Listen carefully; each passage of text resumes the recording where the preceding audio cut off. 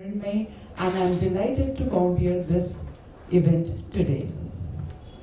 This CMA is organized by Meenatai Thackeray Blood Center in collaboration with Quiddle, Ortho and Terimo India. Can we have a good round of applause for all the three institutes? Thank you so much. I think many of you are doctors here. Yes? So there is a famous quote, "You don't need to be a doctor to be a hero. You can be a blood donor as well." So already, all doctors are heroes and heroines. And plus, if you donate blood, फिर तो वो double role हो जाएगा. So I congratulate all the doctors who are working tirelessly and would like to say something about प्रबोधन.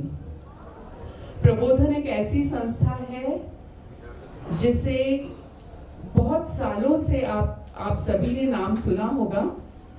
तो कितने साल हो गए हैं इस संस्था को? कोई गेस कर सकता है? 10, 20, 20? ब्लड सेंटर को 20 साल हुए हैं, पर प्रबोधन is 53 years old.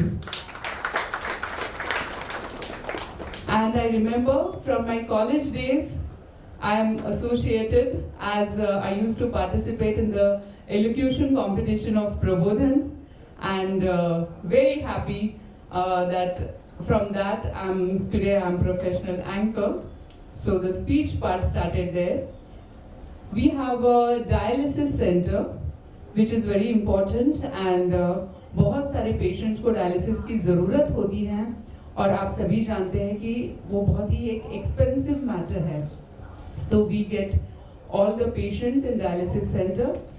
For students we have कौशल्य निकेतन skill development center, and आज तक तकरीबन 320 students यहाँ से skilled होकर बाहर निकले हैं. That is really a great achievement for youth of India. फिर आदिवासी जो बच्चे होते हैं उनके लिए भी ये स्किल डेवलपमेंट सेंटर काम करता है. एंड एज यू नो, यहाँ पे पास में ही है क्रीड़ा भवन, प्रबोधन गोरेगांव का क्रीड़ा भवन, जहाँ पर बहुत सारे खेल हुआ करते हैं. जैसे स्वामी विवेकानंद जी ने कहा था कि युवाओं के लिए कहा था कि आप गीता पढ़ो, उससे अच्छा आप मैदान पर जाओ और खेलो. That will contribute to your life, and this is very important in today's era of mobiles and technology. तो यहाँ पे क्रीड़ा भवन है जहाँ पर बहुत सारे खेल हुआ करते हैं. स्विमिंग पूल आपने देखा होगा, जहाँ पे स्टेट लेवल के बच्चे हैं जो अभी नेशनल लेवल तक जा रहे हैं. That is also a great contribution because swimming pools are not readily available in a city like Mumbai, जहाँ पर स्पेस का बहुत क्रंच होता है. So for all the children who are interested in sports, in swimming, Prabodhan has provided the facility. And reading, as you all know, reading is very important. It gives a different dimension to your life. So Prabodhan has a A-grade library, और उसका लाभ आज बहुत सारे लोग ले रहे हैं.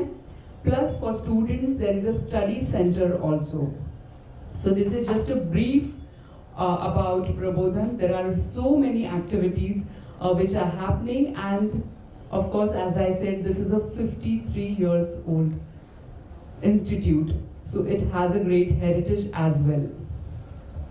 Moving ahead, आज हमारा यहाँ पर CME है, बहुत सारे presentations होने वाले हैं, और blood ट्रांसफ्यूजन या ब्लड कलेक्शन सेंटर और जो भी उससे जुड़ी हुई बातें हैं वो हम करेंगे. कुछ टेक्निकल चीज़ें रहेंगी और कुछ लोगों के लिए भी रहेंगी. तो very happy to be here and will start the programme. Meenatai Thackeray Blood Center is one of the important centers in Mumbai, and the center is reaching to 54 blood centers in Mumbai and around 350 blood centers all over Maharashtra. would like to specify just few things. Total camps conducted are 2,321. Total blood collection is 1,76,258 bags. It's a huge number. And with this, which has saved lives of around 3,97,753 people. Component issued is 3,40,446 और ये जैसे कि ये संस्था है और वो सभी घटकों के लिए काम करती हैं समाज के, तो free of charge for BMC and government hospitals आज तक 11,212 बैग्स इशू किए गए हैं. That is really a creditable number. जो थैलास्मिया के चिल्ड्रन हैं, as a doctor you all must have seen thalassemia children and the conditions of their family. तो 9,316 बच्चों को इतने बैग्स प्रोवाइड किए गए हैं just free of cost for thalassemia children. And organiser जो ब्लड कैंप्स ऑर्गेनाइज करते हैं उनके लिए प्रोवाइड किए गए हैं 5,913 बैग्स. ये रक्त केंद्र ISO 9001/2015 से प्रमाणित है. And the centre is working 24/7 365 days. और जिनकी संकल्पना से ये सेंटर शुरू हुआ है, जिनका ये ड्रीम प्रोजेक्ट रहा है, वो आदरणीय सुभाष जी देसाई सर यहाँ पर हैं, जो प्रबोधन गुड़गांव के संस्थापक हैं. मैं सर से निवेदन करती हूँ कि कृपया आप यहाँ पर आए और भी डिग्निटरीज को मैं आमंत्रित करना चाहूँगी और उनके हाथों से, शुभ हाथों से दीप प्रज्वलित कर हम कार्यक्रम की शुरुआत करेंगे. चीफ सेक्रेटरी ऑफ प्रबोधन श्री गोविंद गावड़े जी और treasurer of Prabodhan and blood bank in-charge Ramesh Iswalkar ji, मैं आप दोनों से विनती करती हूँ कि आप एस्कॉर्ट करें सारे गेस्ट्स को. ऑनरेबल श्री सुभाष देसाई जी, जरा तालियां हो जाए. Doctor Lincy Jacob, doctor Joyce Reddy, doctor Shikha Malhotra and Jerry Chetia. I request all of you to please come over here और आपके शुभ कर कमलों से दीप प्रज्वलित कर हम कार्यक्रम का शुभारंभ करेंगे.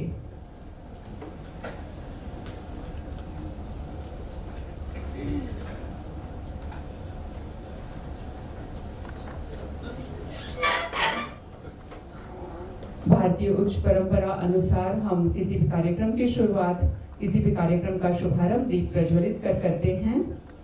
दीपज् ज्योति परब्रह्म दीपज् ज्योतिर्जनार्दनः दीपो हरतु मे पाप दीपज् ज्योति नमोस्तुते. अंतर्ज्योतिर्बहिर्ज्योतिः प्रत्यक् ज्योतिर्परात्परः ज्योतिर्ज्योति स्वयं ज्योति आत्मज्योतिः शिवोऽस्म्यहम् आत्मज्योतिः शिवोऽस्म्यहम्. ये दीप है प्रबोधन के, ये दीप है अच्छी आरोग्य एवं आयु के, ये दीप है समाज के लिए कुछ करने के. Thank you so much. I request all of you to please stay here for few minutes. और मैं रिक्वेस्ट करती हूँ आदरणीय श्री सुभाष देसाई सर से कि आप डॉक्टर्स का फेलिसिटेशन करें.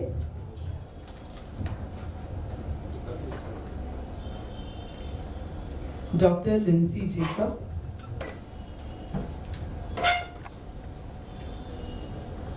आदरणीय देसाई सर के हाथों से ये फेलिसिटेशन, ये सम्मान, ये स्वागत हो रहा है. Thank you so much. Doctor Joyce Reddy,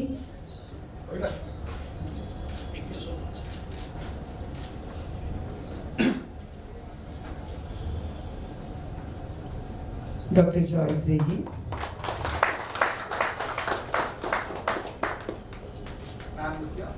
welcome. Dr. Shikha Malhotra,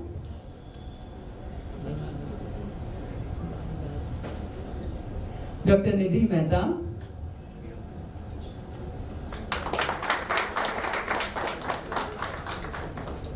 and Jerry Chettiar.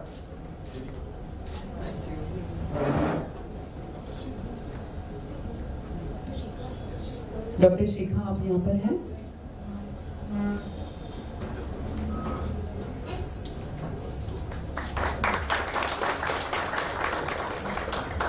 Welcome ma'am.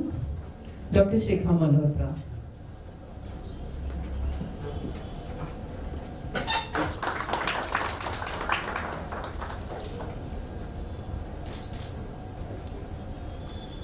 Thank you so much sir. मैं आपसे विनती करती हूँ, कृपया आप इधर ही रुक जाए.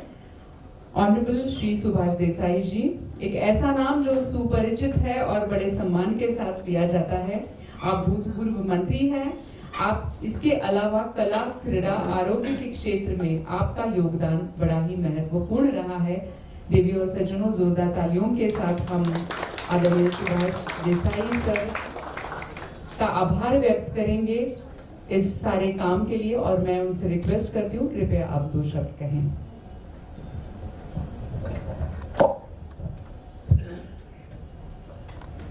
Good evening.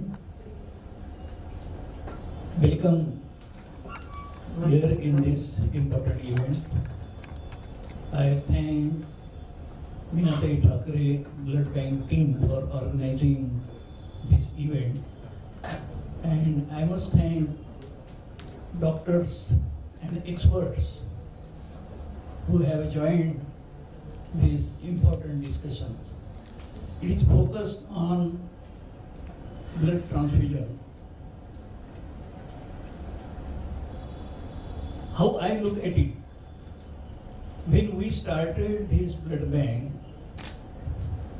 that time it was the need of because this total area was missing this facility. Anybody who was in need of blood or his relatives had to run from pillar to post in order to procure a bag of blood.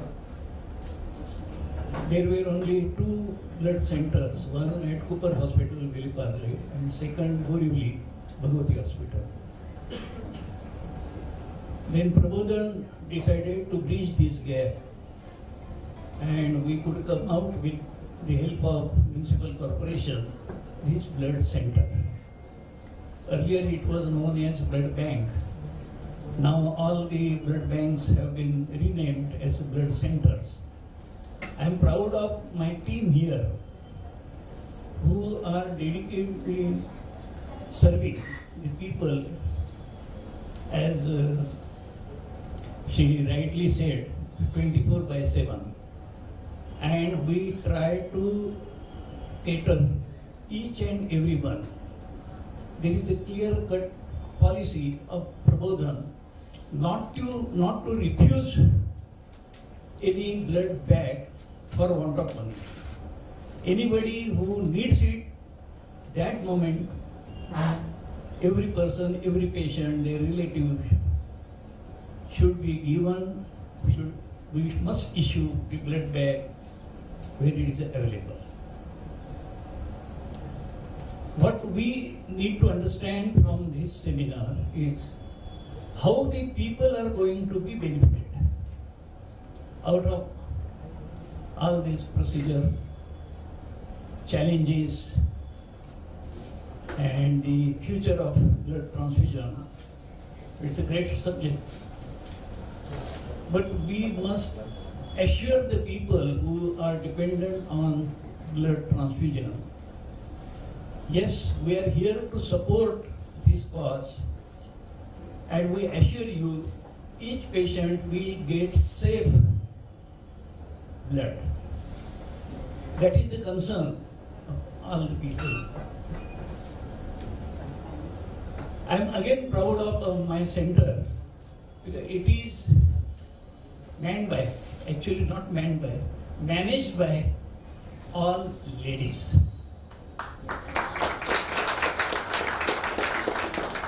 Our Meenatai Thackeray Blood Center is managed by 18 women technicians. So thank you for this round of applause, and I wish each and everyone who has joined this event and my entire team from Prabodhan very great success ahead. Thank you very much. Jai Hind, Jai Maharashtra.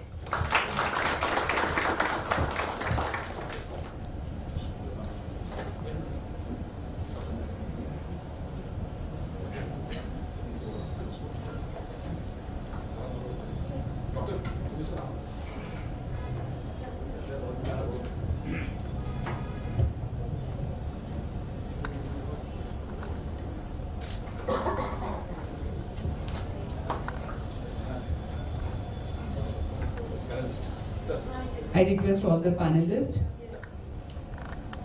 Dr. Sucheta, Dr. Srinath Shivsagar sir,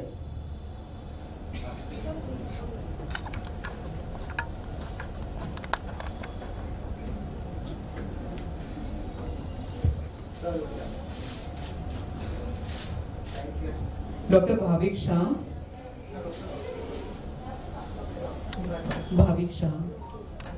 Dr. Tungare, Dr. Sucheta Tungare,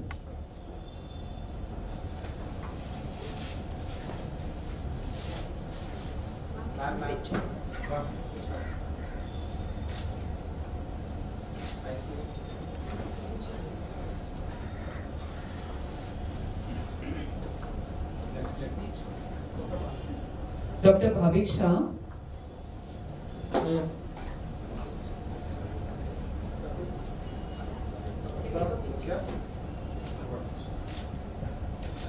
Dr. Nishit Harbada,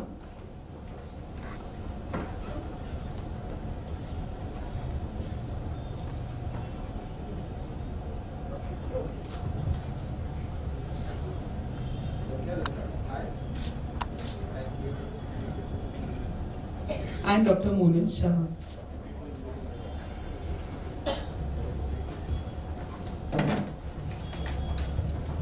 Ladies and gentlemen, a good round of applause for all the panelists. Dr. Monan Shah. We are felicitating with a memento and a sapling.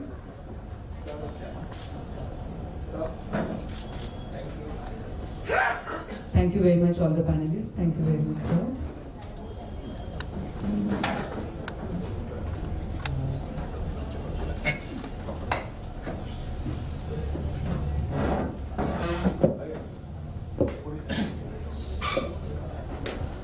जैसे sir ने team के बारे में कहा Meenatai Thackeray blood centre के, so we have doctor Rinku Bhatia, तो मैं जरूर उनके बारे में दो शब्द कहना चाहूंगी. It's always been a dream for.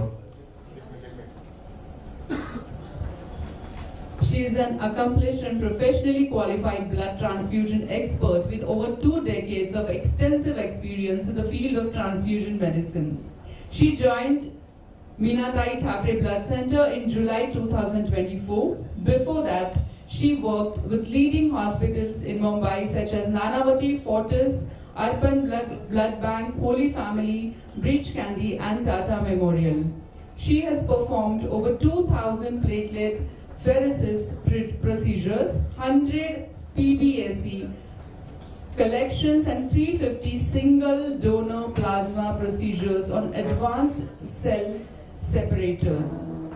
Holding an MBBS degree from Tthe Medical College, a diploma in pathology and bacteriology from Sir H.N. Hospital, and a gold medal winning diploma in hospital administration, she has consistently demonstrated excellence in both academics and professional pursuits. At Nanavati Hospital, she performed their first therapeutic red cell exchange, first single donor platelet procedure, first therapeutic plasma exchange, and the first bone marrow transplant. That is really creditable, ma'am. She also pioneered the first COVID-19 plasma collection in Mumbai's private hospitals, performing over 350 procedures.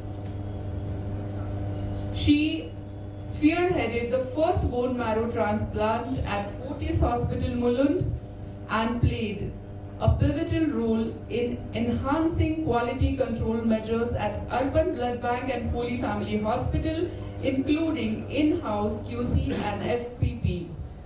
As a NABH-trained internal audit for blood bank standards, she has been instrumental in raising the bar for quality and safety in transfusion medicine.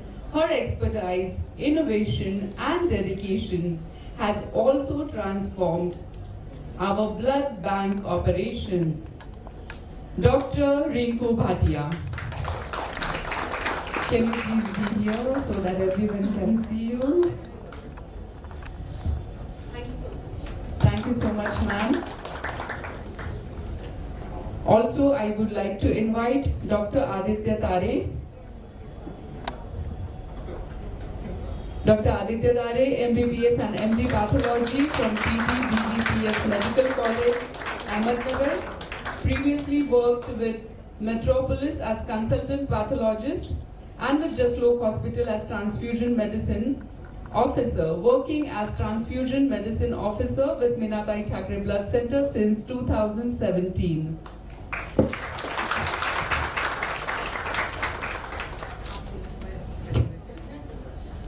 And also I would like to invite Shri Avinash Shirorkarji. Result-oriented professional with 30 years experience in leading healthcare multinational companies in India, IVD industry and medical device industry. He started his career from Johnson & Johnson and Cochlear Implants and Roche. For last 5 years, he's associated with Meenatai Thackeray Blood Center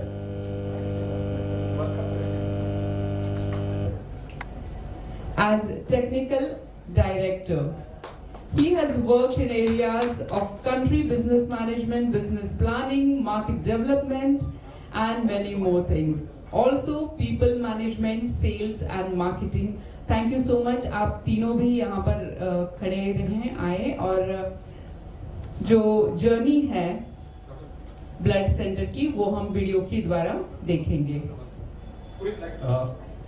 Since the site is little away from the blood bank, and those of you who have not seen the blood bank, we have prepared a small video so that you can see the entire journey and how the donor donates the blood and how do we process the blood in our blood bank.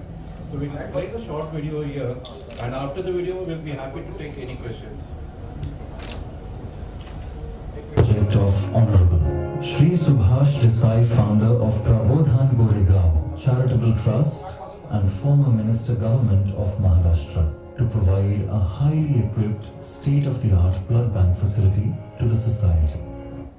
It's always been a dream project of Honorable Shri Subhash Desai, founder of Prabodhan Goregaon Charitable Trust and former Minister Government of Maharashtra, to provide a highly equipped, state-of-the-art blood bank facility to the society. And it took us years to get closer to our vision. And today, Meenatai Thackeray Blood Bank is equipped with the new setup, modern technology, and bigger space. Welcome to Meenatai Thackeray Blood Bank, where every donation helps save lives. Join us on a journey through our blood collection and processing center, where safety, precision, and care come together to ensure the highest quality blood donations. Guidance through the donation process. First, a thorough counseling session is conducted to discuss the donor's health history and ensure they are eligible to donate blood. Next, we perform a thorough medical examination to ensure the donor's well-being and the safety of the donation. This includes checking the blood pressure, pulse rate, and hemoglobin levels. We also assess the donor's overall health and any potential risk factors that could affect the donation. The blood pressure check ensures that the donor's circulatory system is functioning properly, while the pulse rate provides an indication of heart health. We make sure the donor is seated comfortably. Each donation is tracked with a barcode placed on the blood bag for identification and tracking throughout the entire process.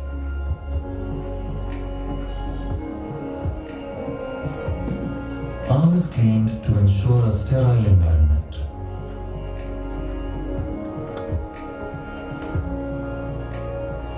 The procedure is quick and safe, taking just about 10 to 15 minutes.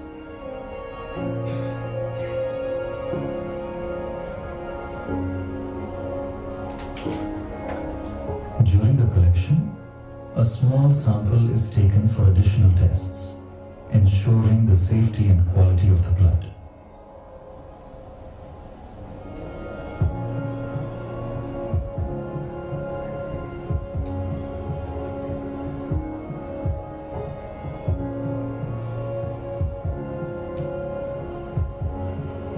Once the blood is collected, the bag is removed, the donor is offered refreshments. Your donation is celebrated.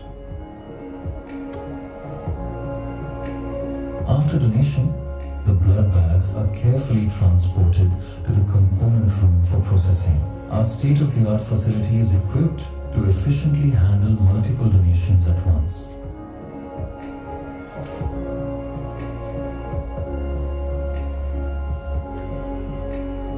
Bags are weighed and placed in a centrifuge and spun at high speed to separate the different components of the blood. Red cells, plasma, and platelets.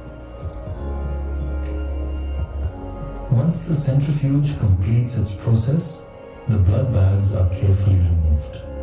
The plasma is then separated under strict sterile conditions to maintain purity and prevent contamination. This ensures that only the highest quality plasma is retained.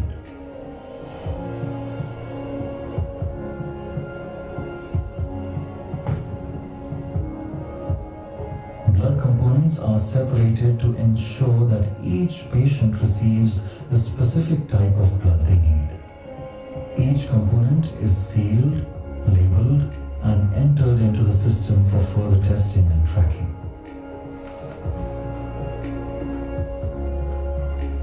After the separation, the plasma and blood bags are individually placed in deep freezers, where they are stored under ideal conditions for preservation. For certain donations, like platelet donation, we perform an apheresis procedure. This allows us to collect specific components from your blood, ensuring a targeted treatment for patients in need.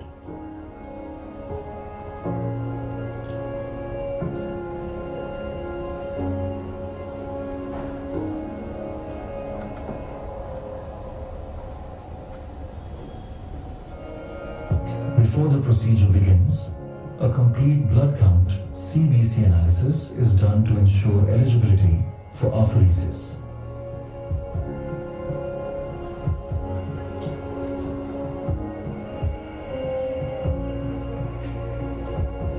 After preparing the equipment and cleaning the donation site, the procedure begins. Once the equipment is ready, we clean the donor's arm thoroughly, ensuring sterility, and insert a catheter into a vein in the arm or chest. The blood flows into the machine for separation.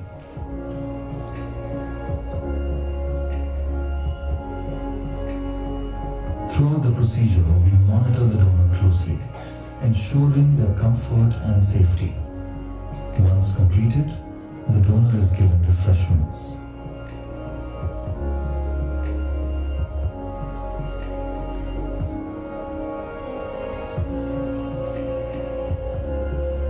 Blood is carefully tested for any antibodies or potential infections.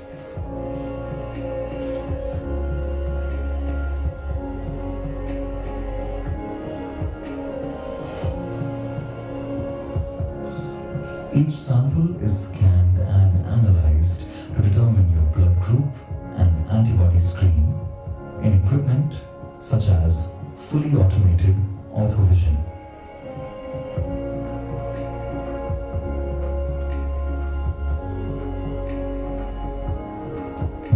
tests are complete, results are analyzed, and only clear blood is passed for the next stage. We use the latest equipment such as Vitros 3600 to run tests of donor blood for transfusion, transmissible infection such as Triple H. Donor blood also tested for syphilis and malaria. Once the tests are completed, results are analyzed and only clear blood is passed to the next stage, ensuring every transfusion is safe.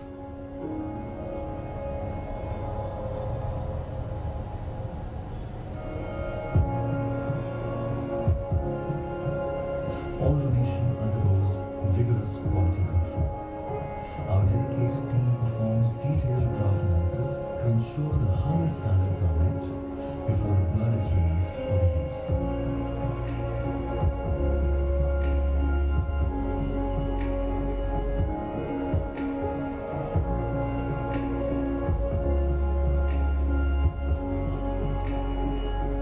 Storage facility is monitored continuously for temperature to ensure right temperature is maintained for right product.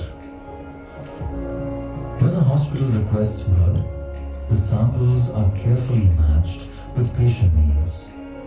Blood is grouped and cross-matched with the patient's sample, ensuring compatibility for a safe transfusion.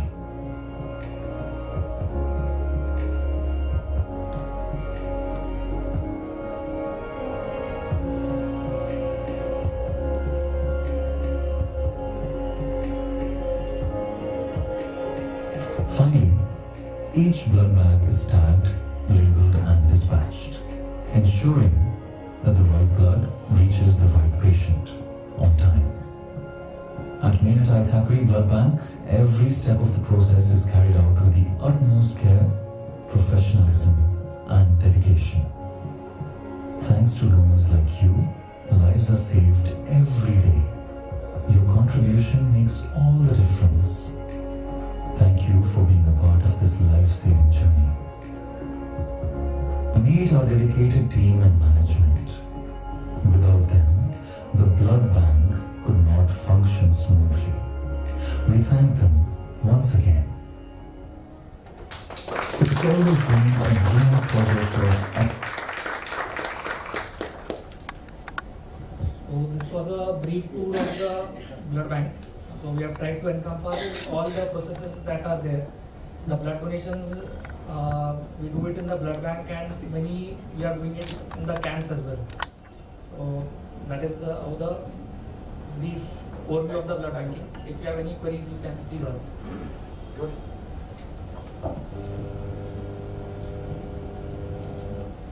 Hello. Yes, you can think of your questions. Till that, I would like and I would request Honorable Subhash Desai sir to felicitate a person who has prepared this wonderful video. He's Jayesh Mistry. Can we have a good round of applause for Jayesh?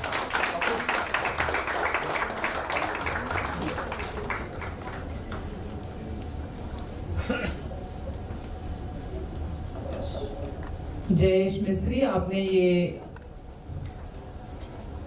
बहुत ही informative और बहुत ही अच्छा video बनाया है. Thank you so much.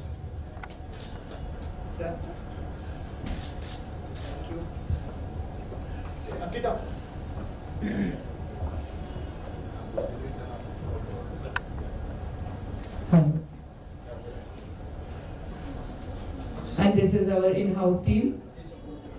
They supported for this video, as of course we need some in-house.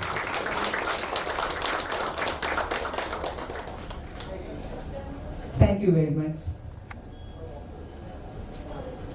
ये मेरा सौभाग्य है कि 5 साल पहले जब Meenatai Thackeray blood bank shift हुई थी दूसरी जगह, इस जगह अभी जहाँ पर है, तो उस कार्यक्रम का कंपेयरिंग संचालन करने का मौका मुझे मिला था.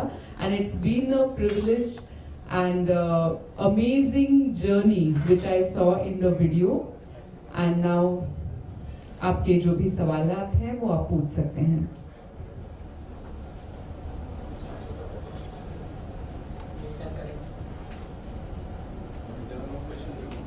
If we don't have any questions, can we move ahead with the presentations? Sir, शायद कुछ सवाल है।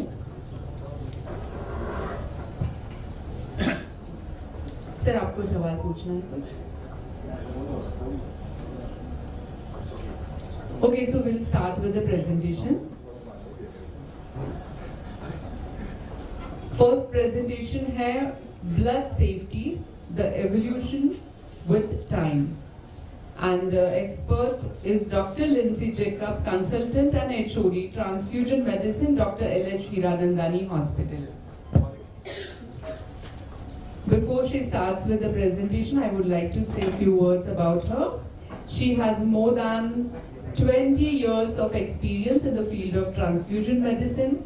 Areas of interest and expertise are transfusion safety, immunohematology, maternal, fetal and neonatal transfusion, NABH assessor for blood center. She is member, managing committee of the Federation of Bombay Blood Banks, head reference testing center for immunohematology at Hiranandani Hospital, and expert resource person for NBTC training programs and quality management systems.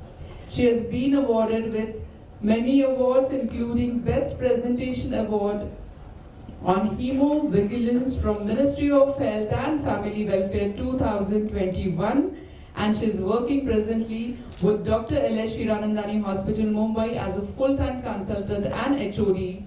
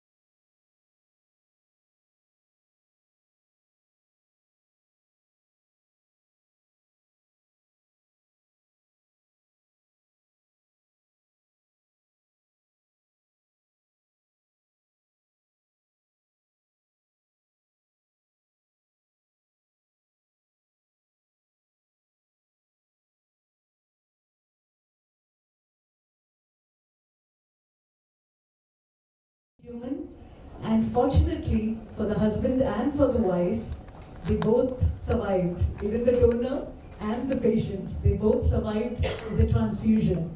Of course, this was very crude method, as you can see over here, but the good fact is that James Blundell went on to perform another 10 transfusions, of which only 5 were successful. So he knew that he was going wrong somewhere, but he was not a hematologist, and probably, being an obstetrician, he couldn't go further. So then we move on to 1900, where Karl Landsteiner, who was a physician, he was an immunologist, as well as, I think, a biologist, and he discovered the first 3 human blood groups. He named it as A, B, and C, which later was changed or renamed to O group. That is, C was changed to O. And for this discovery, he was awarded the Nobel Prize in 1930. He is today the father of modern transfusion medicine.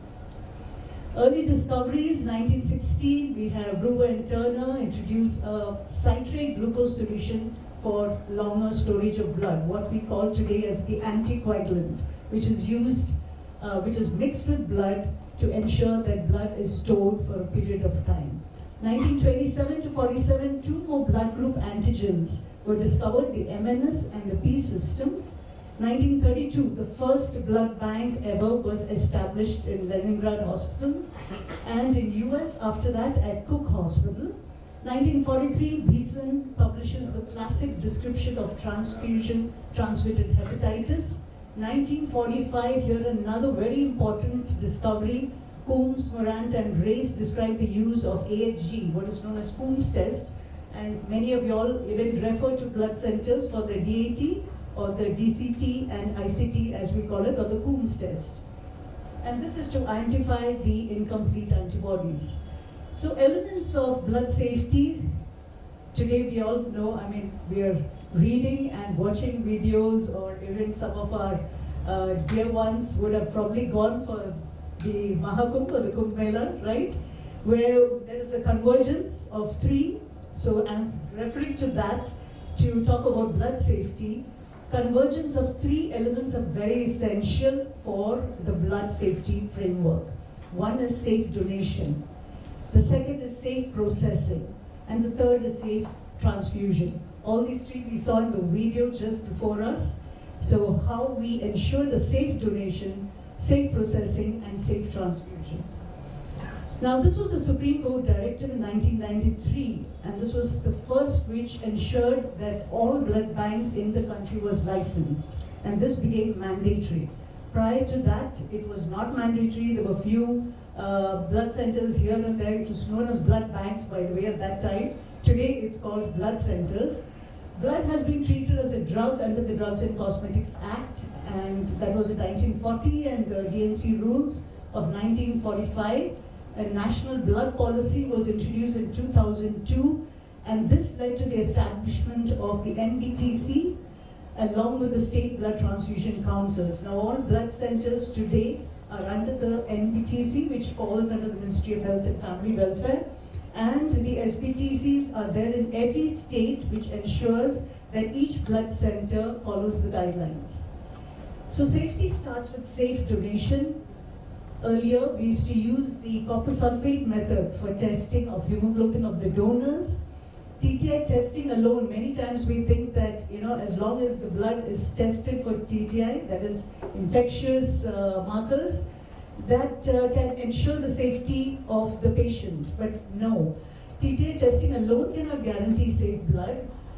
We've come a long way from the early forms of testing of donors, right? From copper sulfate method, which was a more basic, I wouldn't say not effective, but it was a basic method, time consuming to prepare the solution, and not very effective when you go for camps.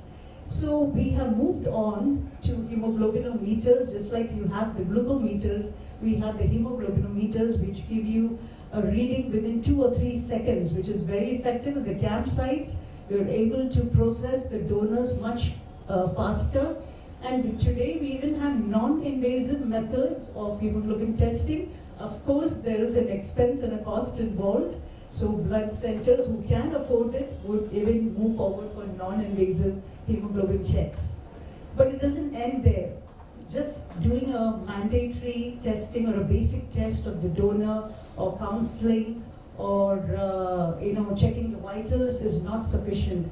We have to ensure that the phlebotomy site is well managed in terms of you have to clean the antecubital fossa very well, and we have also processes like the quality assurance processes where we do a weekly culture of samples from the donor skin to evaluate the effectiveness of the skin disinfection.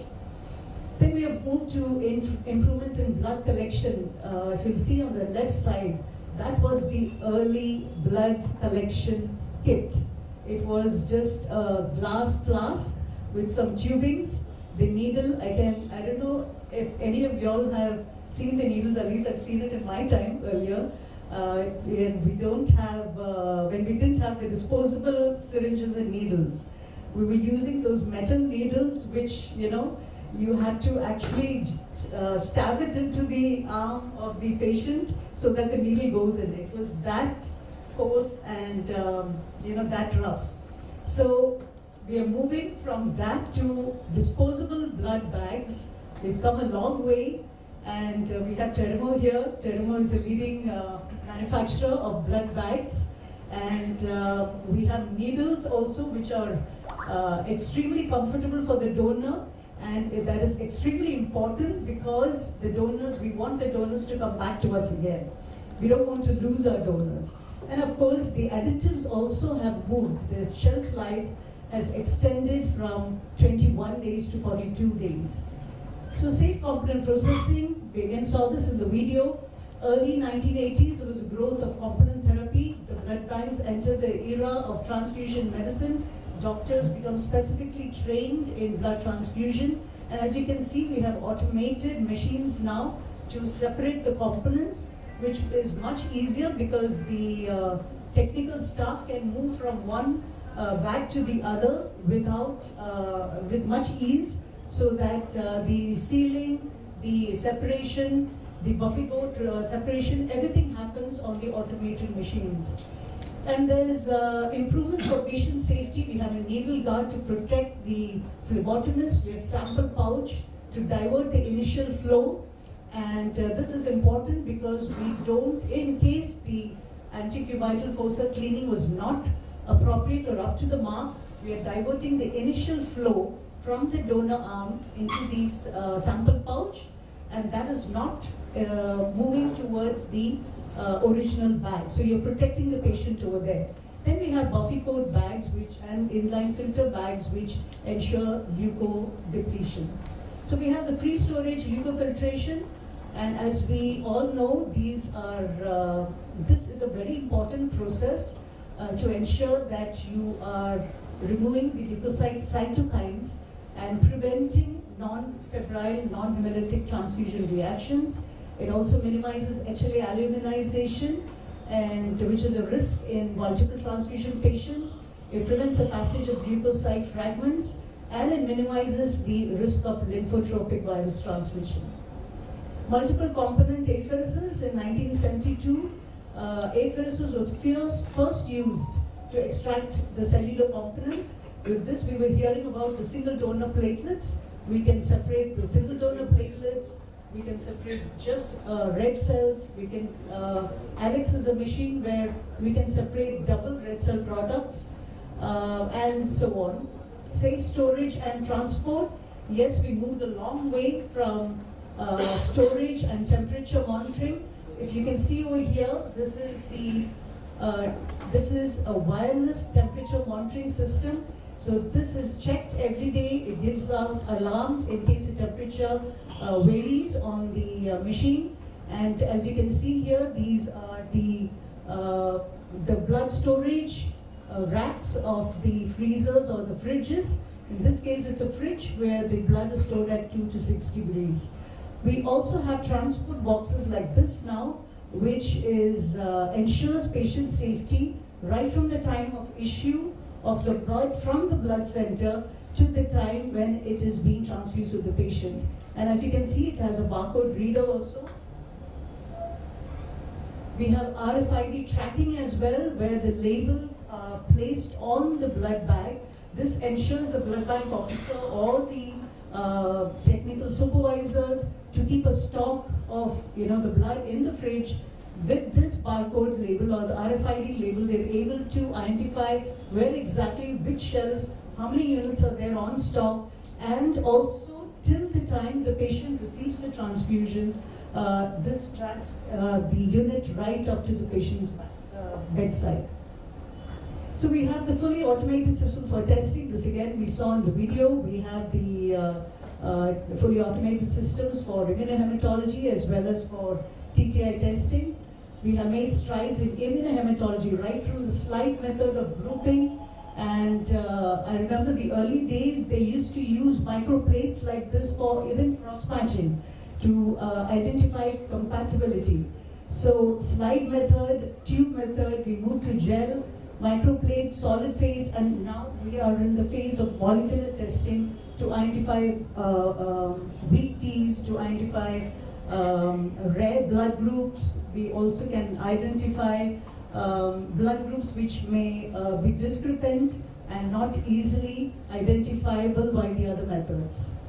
We have minor blood group systems, and there is a process known as phenotyping, where we are identifying the minor blood group antigens. It's called the extended phenotype, and if you can see here, other than the ABO and RH, we have Duffy, Kell, Lewis. We already talked about the MNS and P. We also have KID. And it was in 1907 that Ottenberg performs the first blood transfusion using blood typing and cross-matching in New York. So this was definite. We have moved a great step forward by leaps and bounds. Other than just typing and cross-matching, we've moved to even extended phenotyping to give the right blood to the patient. Serologic results, this is what we earlier used to have. We used to have only the blood group, possibly the DAT was done to identify antibodies. If we were suspecting autoantibodies, we were putting up the autocontrol. And if we suspect alloantibodies, we put up the antibody screen initially by the 3-cell panel. And phenotyping is also, in our center, we also perform the phenotyping so that we can easily identify a match for a patient who has developed antibodies. So what if we have 2 antibody types? Is it possible to have 2 antibodies? Can a patient develop 2 antibodies? Yes, it is possible, as we have seen in some of the patient samples that we receive. There is a possibility of, this is the kind of workup that we perform. This chart that you see is known as the antigram, and what you see over here is the RH, the Kell, the Duffy, KID, Lewis, MNS&P, and Luther systems. These are all blood group antigen systems, which are the minor blood groups. And we perform procedures like this, which is enabling us to identify alloantibodies, and sometimes we may be also finding autoantibodies along with it. So this makes it more difficult for us to actually provide the blood for the patient. It is a lengthy process, and sometimes we have clinicians repeatedly calling and telling them, why isn't the blood, asking us why isn't the blood ready? But these might be the reasons. If you're having an autoantibody and then you have to do a process known as adsorption, where you're removing out the autoantibodies and you're trying to find out if this patient has underlying alloantibodies. Now, if you're giving a blood unit which has only autoantibodies, there may not be much of a risk for the patient, but if the patient has underlying alloantibodies along with the auto, which is probably being masked by the autoantibodies, then you would probably land up in trouble. So we have further developments in the TTI testing. 1971, hepatitis B surface antigen testing begins. 1985, FDA approves the ELISA test for HIV antibodies. 1987, hepatitis B core antibody testing. 1990, introduction of hepatitis C virus testing. 1992, HIV 1 and 2 antibody testing it was initiated. 1996, we moved on further to P24. That means we're bringing down the window period here. And by 1999, we had started the NAT testing in Western countries. Tthe window period reduction with NAT testing, we have significantly brought it down with ID NAT. We have significantly brought it down to less than 5 days. The HIV detection window period is now less than 5 days. With HCV, it is less than 3 days. With HBV, approximately 15 days. So why leukoreduction? Why do we need to perform leukoreduction or use Buffy-coat bags or inline filter bags? This will basically reduce the alloimmunization, reduce febrile non-hemolytic transfusion reaction risk, as well as reduction of allergic reactions, reduce the transmission of certain viruses, and with log4 filtered blood, you are getting a 99.9% leuko reduction. Pathogen inactivation, this unfortunately only with bacterial detection systems, you can unfortunately only detect bacteria, but with pathogen inactivation, now you have here, this is a slide on bacterial detection.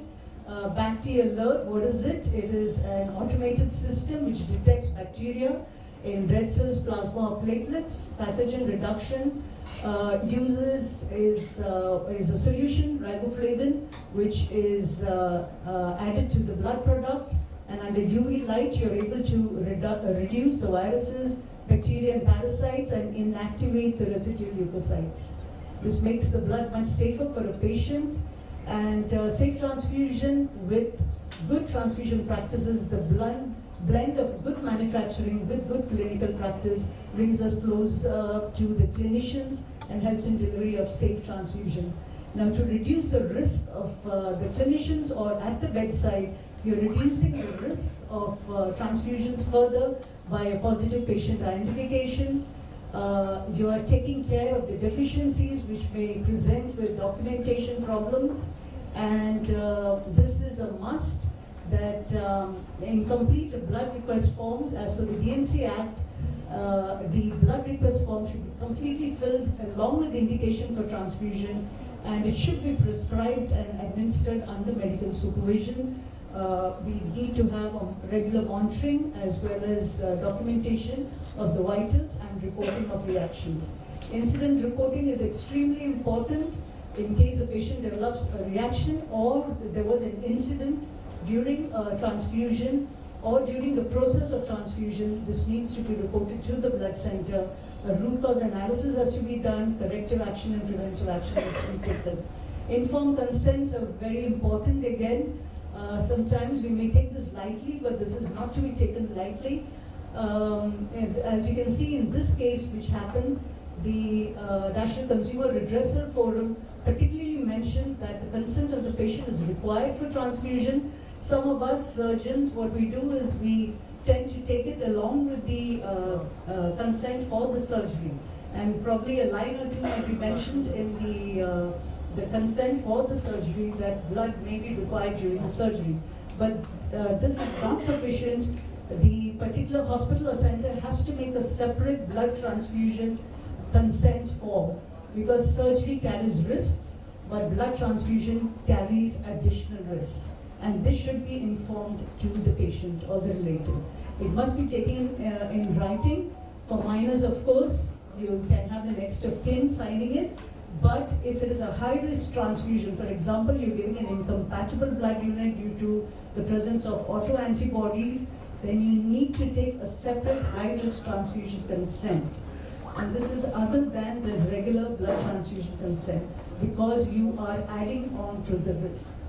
So this is just what I've taken out. This is just from Google. It's not from any particular hospital. So this is a particular high-risk consent for blood transfusion. You can take it in the clinical notes also. That is also valid. So if you have the patient file where you're mentioning that the doctor mentions the clinical notes, you can take this consent separately on that as well. NABH, as you know, everybody knows about NABH accreditation, and blood centers also can undergo a separate accreditation, and there are standards for collection, processing, testing, and issue of blood. Hemovigilance also this comes under the Biological Center of India, and hemovigilance involves integrating surveillance information on donors and recipients into a national database. And why they do this is so that it can be used as a learning tool to prevent errors and for benchmarking. Risk management, it's very important to reduce your risks during the process of collection, compatibility, issue, blood administration, transfusion monitoring, and documentation. And your risk response, what would you do? Will you watch and wait, or will you investigate and act? It's your choice, but let's make it the right choice. Challenges that we face, yes, there are more than 4,000 blood centers across India, of which 77% are hospital-based. The rest are standalone blood centers. The challenges that we do face is, of course, procurement of blood. It's never easy to get blood at the right time. Incompatible cross-matches may delay a transfusion. It's maybe sometimes difficult to identify or differentiate antibodies. There are limitations even in specialized testing. There are limitations of specialized services like irradiation and leukofiltration and so on. There might be unavailability of phenotype matched blood or round-the-clock services by trained staff. So if you're facing challenges, you can either carry the problem or you can overcome them. Again, what would you choose?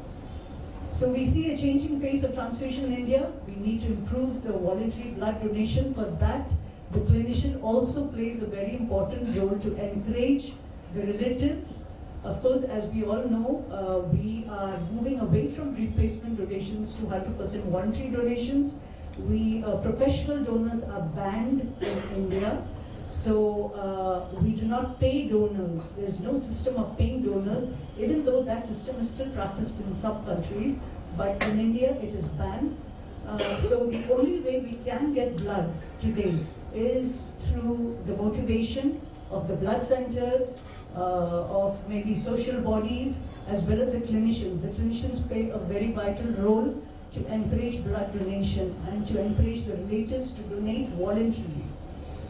Improved testing, as we mentioned, there is improved testing in the form of NAT, antibody screening, antigen typing, improved component usage, risk reduction strategies, more focus on leukoreduction, bacterial detection, and irradiation. Of course, we are also monitoring the wastage, usage, utilization, and turnaround time. All are extremely important. They are also, as per the NABH standards, it also comes as some of the quality indicators which ensure that that particular blood center is producing or is manufacturing quality products. So what is our role? We need to be more proactive than reactive. We need to have active involvement of all involved, right from the management, the clinicians, the workforce. Develop and promote communication. Safety should be the first priority. We need to share findings and results. For example, if you had a transfusion reaction, you need to share that with the blood center where you got the blood from, because that might help the blood center to ensure that that does not happen again, or there is no repeat episode, not just for that patient, but for any other patient as well. And they would also provide a blood that is more suitable. For example, a patient had reaction, we would suggest take leukofiltered blood. Or if it is a patient who is an oncology or a BMT patient, we would suggest take irradiated blood. Set ambitious targets for error reduction. So thank you very much.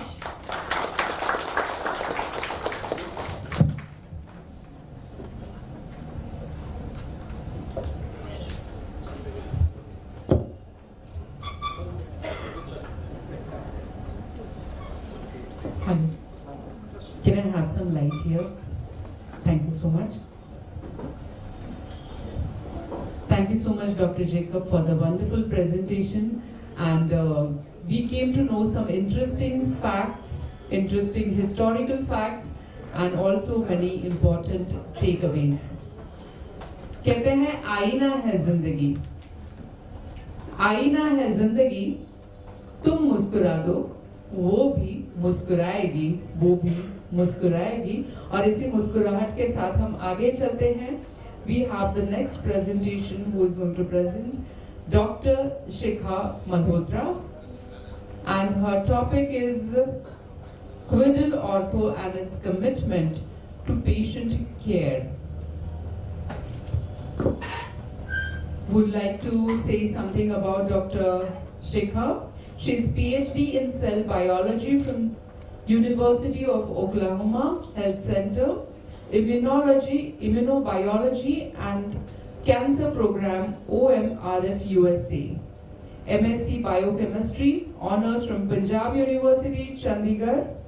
She has been consultant scientific engagements at Ortho Clinical Diagnostics India, founder, chief scientific officer at Gendrug Diagnostic Lab, Delhi, NCR, India, senior research fellow at Boston University Medical Center, USA, postdoctoral fellow at University of Oklahoma Health Center, USA, research associate at ICGEB Delhi, and research assistant at Tata Institute of Fundamental Research, that is TIFR. And currently, she is working as consultant. She is working as marketing manager, Transfusion Medicine, Quiddle Ortho, India. With a good round of applause, we'll welcome Dr. Shikha Malhotra. I request her to proceed with her presentation.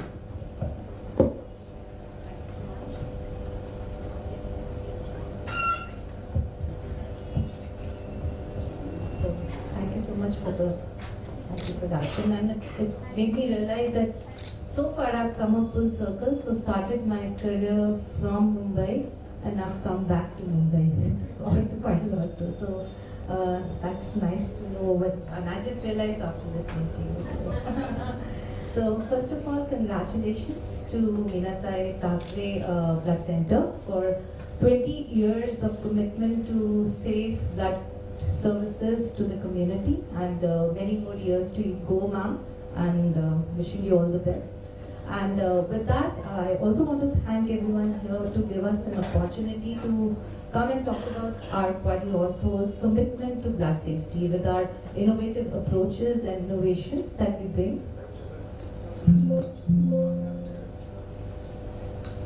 So first of all, I want to share the mission that we have at Quiddle Ortho's. We are developing innovative technologies to improve diagnostics testing for better patient care, patient outcomes. We are hoping to improve and save lives through our approaches. So, Quiddle Ortho is a company which has been pioneered in life impacting advances, especially when we talk about blood center or blood, like a blood bank. We are looking at infections such as HIV, and we are looking at blood grouping with ABO grouping, as well as whether the patient is an RH positive or an RH negative patient, and also with other pandemics that we just recently saw, such as COVID. So what Quiddle Ortho has accomplished in the 80 years of its journey is that we have been pioneered in coming up with technologies to either detect a blood grouping, where Dr. Levine in 1947 contributed to the RH factor, which we all understand is a very important factor for us. Then we were the pioneers for HIV and also the SARS. So we have been ahead of our times and trying to come back to the society for better patient services through our innovations. So with that, I would like to introduce the blood banking solutions that we have at this point. We have two kinds of approaches here. Either we have our Vitros system, thank you Dr. Lindsay for already highlighting it, but this is the system which tests for the infections in the blood, such as your HIVs, HBVs, and HCV, and also syphilis, and so on. And which is a mandate by the, as I understand, by the guidelines that we have for the blood bank to test our samples. And the other segment that we touch upon is the red cell serology through our Vision, which is our most automated system, and we also have semi-automation for smaller blood banks, and the technology is advanced technology for both of them, which is the same. So in terms of our testing for infections, we have a very sensitive technology that we use, which is Tthe. And thank you, I want to stop here and thank Meenatai Thackeray Blood Center again for adopting the complete blood bank solutions that I'm listing here to ensure that the safety of the patient whom they are giving blood, and each bag is actually tested very meticulously at Meenatai Thackeray, and and they ensure that the safety is there for the patients. So that's because the testing that we do for our testing that we are doing for the infections is done by using a very sensitive technology for the Tthe technology. And as we have been talking about the window period, the technology that was a predecessor to this was ELISA, and where the window period was about, we were talking about like few weeks maybe or months in any of the cases for your HIVs, for HPVs or HCVs. But here with Tthe, we have narrowed it down to few days to few weeks. So that is this because this technology is very sensitive and it's able to pick even a slightest of the infection in the blood. That is the way I would like to put it. And the instruments that we come up are inbuilt with technologies. So we have to all understand that we are in a, every time a blood sample is collected, we cannot monitor the collection of sample at the site. So when the sample comes for testing, it can have its own inherent issues.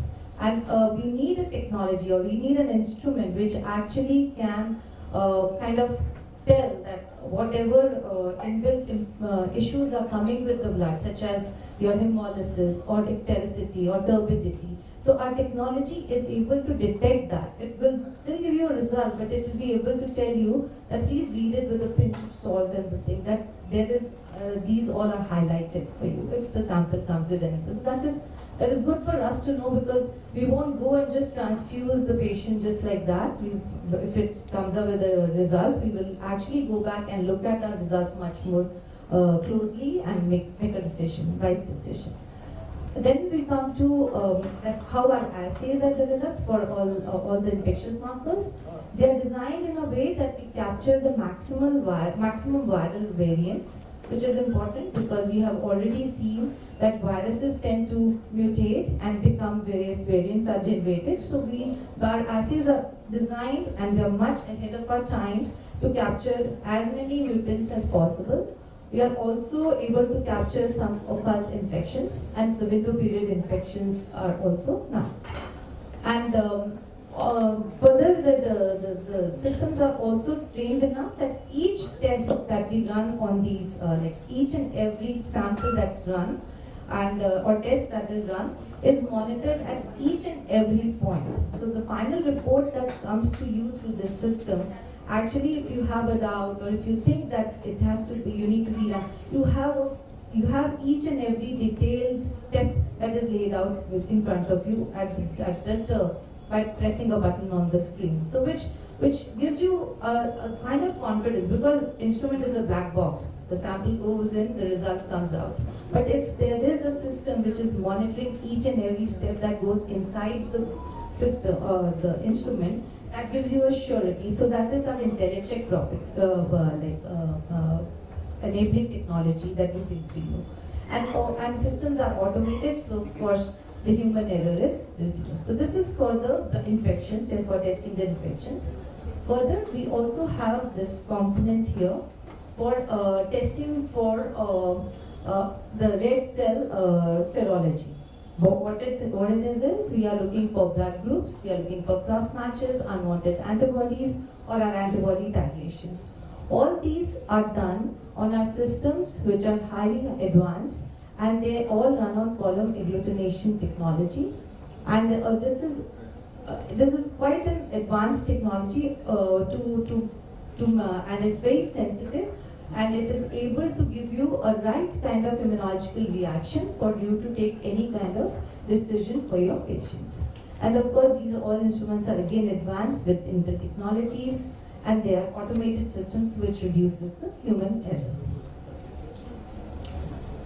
And I also want to take this opportunity to introduce our dedication to blood services. So we have more than 4,000 blood centers across the country, and not all of them are equipped to do really high-end testings which might be required, or very advanced testing which might be required for some of our really I would say tough samples. For example, the cross match is not available, the blood is not available, or if the patient has a really not just one or two or maybe multiple alloantibodies that the patient has developed. So in those cases, not every blood center is able to resolve the case to the last dot and provide the right blood to the patient. So to provide the effective blood or the right blood, we have developed these, at this point we have 9 reference testing centers across the country. And thank you to Dr. Lindsay Jacob here from Dr. Hira Nandani, where we have our RTCs. So what we do is, all the samples that are difficult to handle by most of the blood centers who don't have high-end reagents or high-end technology or high-end effective way, like even of course personnel sometimes to handle those cases, those samples are sent to the reference testing center and we resolve the cases, and Dr. Lindsay and the 8 other RTCs that we have, they are able to provide the right solution. So ensuring that we are giving the right and safe blood to the patient. And this is just our journey, so it's been 10 years. We complete 10 years of RTCs last year. So yeah, we've covered it. Thank you so much, ma'am. And we've really been able to not just provide blood services and resolution of cases, but also provide trainings and further enhance the blood centers which are not there yet, but they have been trained, and slowly we've been able to bring them up to the par to do a lot of advanced testings. So with that, I want to thank all the trusted partners that we have in the healthcare community who have trusted us with their support. And thank you. Any further questions would be welcome.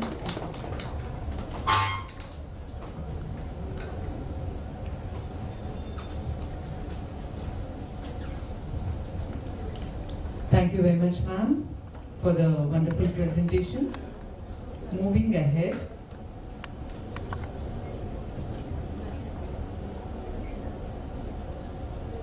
आप लोगों को शायरी अच्छी लगती है? सभी को? नहीं, मैं अभी कुछ नहीं कहूँगी। पर जब भी हम किताबें पढ़ते हैं तो वहाँ पे लिखा जाता है कि दिल के रिश्ते हैं वो खून के रिश्तों से बहुत गहरे होते हैं। सुना है ना आप सबने? तो शायद there is a tussle, मतलब all the shires want to have a tussle between cardiologist and hematologist. तो आज हम प्रोग्राम में आगे जाते हैं, and we have Dr. Joyce Regi with us. She has done MBBS from Grant Medical College and MD in Pathology from LT Medical College, Mumbai University, and DPB from CPS Bombay. She has 37 years of experience in the medical field, 4 years of teaching experience, 28 years in managing diagnostic services, microbiology, blood bank in reputed multi-territory hospitals. Member of Asian Association of Transfusion Medicine, ISBTI, ISTM, APPI. Special interest in immunohematology and transfusion medicine. Currently managing the Department of Transfusion Medicine of Sir H.M. Reliance Foundation Hospital and Research Center. I request Dr. Regi to go ahead with her presentation and her topic, its single donor platelet and its benefits. Thank you so much. Thank you for that wonderful introduction. I would like to congratulate the whole Prabodhan team for this milestone that they've achieved, and thank you, Dr. Aditya and Dr. Rinku, for giving me this opportunity. My duty is to give you all the benefits of single donor, but I thought I would just give you all the different platelets that we make, tell you the benefits and disadvantages of each one. Take it your call. I think we all are good enough to decide what we do. Just briefly, platelet concentrates that we all know, I think, are made predominantly from each whole blood donations that we see, or by single donor. By now you all are familiar with the tour and Dr. Lindsay's topic. There's something called as apheresis and whole blood donations. Now, every donor that is donating blood banks that prepare components try to prepare platelets and FFP within 6 hours of collection. These platelets are called as random donor platelets. Like I said, it can be prepared by apheresis or it could be random donor platelets. Now in random donor platelets, it could be prepared either by the Buffy-Coat method or a method called as the platelet-rich plasma method. Now in the Buffy-Coat method, it is the blood goes in for a hard spin with a Buffy-Coat and then for a soft spin. And PRP, you have the blood going in for a soft spin followed by a hard spin. The Buffy-Coat method has moderate advantages over the PRP method in the sense the Buffy-Coat method has better yield of platelets, better volume of the platelets, and besides, we have been talking about leucofiltration, a log reduction in WBCs compared to the PRP method. Besides, the PRP method has platelets getting activated during the preparation. Now, during transfusions, when you're given random donor platelets, very often we do not know whether it's prepared by which of the methods, but clinically, both methods do not with much difference, but much better equally. The next is apheresis platelets using a separator. Now, Dr. Lindsay has already told us what is an apheresis. So, it's a platelet that is collected from a single donor. Usually takes around 60 to 90 minutes. Each single donor platelet is equivalent to around 6 to 8 random donor platelets. Just a brief review how platelet concentrates are stored. They are stored at temperatures of 20 to 24 degrees centigrade on a continuous gentle agitations, and they're stored in special plastic bags to enable oxygen and carbon dioxide exchange so the viability of platelets are maintained. Now, I just thought of, before going into the advantages, the trigger of platelet. When do we need to transfuse platelets? Any spontaneous bleeding. I think in the Mumbai city, it was like, during the rainy seasons you have dengue. You do not need to transfuse every dengue patient. Probably could wait till platelet counts dip to around 10,000 per microliter. Associated any evidence of risk of sepsis or hemostasis, where platelet count is less than 20,000. In any invasive procedures, like in lumbar puncture biopsy, you could wait till 50,000. For any ophthalmic or neurosurgery, you need to maintain counts of around 1 lakh per microliter.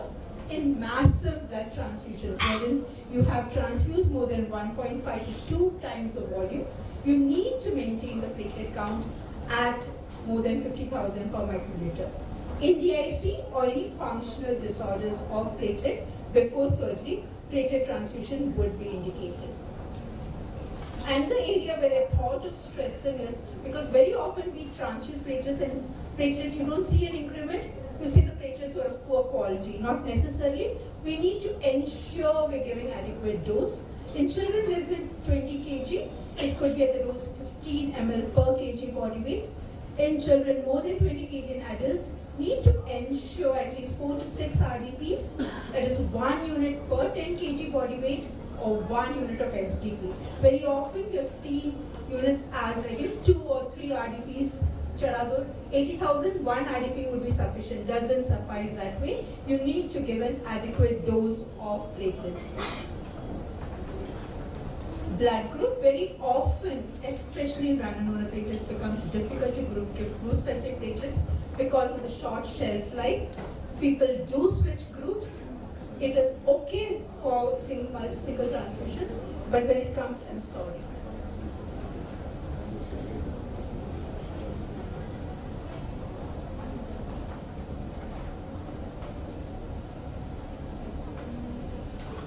especially in Rh negative ladies.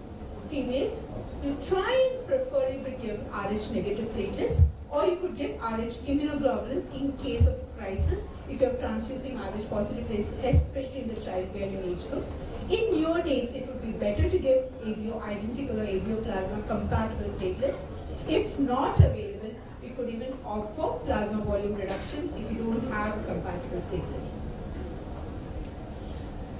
Now, therapeutic effect that you would see in a 55 kg person, one RDP is supposed to give you an increment of around 5,000 to 7,000 per millimeter cube. One STP would give you an increase of around 30,000 to 60,000 per millimeter cube.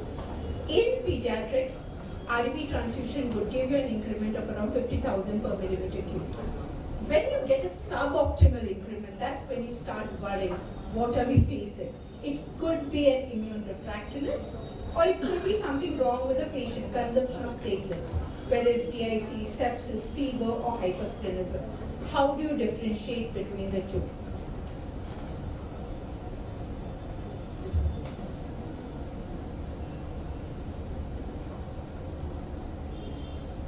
Okay. Now, basically, people look at what is called as a corrective count increment. You do it at the end of 1 hour and at the end of 24 hours. If you have a corrected count increment less than 5,000 at the end of 1 hour, it would possibly be immune refractoriness, a very dreaded situation that we always dread. If you have a corrected count less than 4,000 at the end of 24 hours, you would think of non-immune refractoriness. In TTPs and ITPs, you won't transfuse. What would you do? What would you do in case of platelet refractoriness? Now, in non-immune cases, you would tackle the situation, you would treat the underlying condition, and you would solve the problem. But in case of immune refractoriness is where we face a problem. You would begin off starting off giving ABO compatible or group-specific platelets. If you still do not, you could go ahead with cross-match compatible platelets, or identify. And this is a huge exercise of finding HLA antibodies, finding compatible donor. It's dreaded exercise, and it is a dreaded situation we will face it. In order to avoid all this, people who are multi-transfused with platelets, who are dependent on platelets, it is advisable to use leukodepletion of platelets, because leukocytes in your blood component, as we have been talking, is the culprit for your anti-HLA antibodies.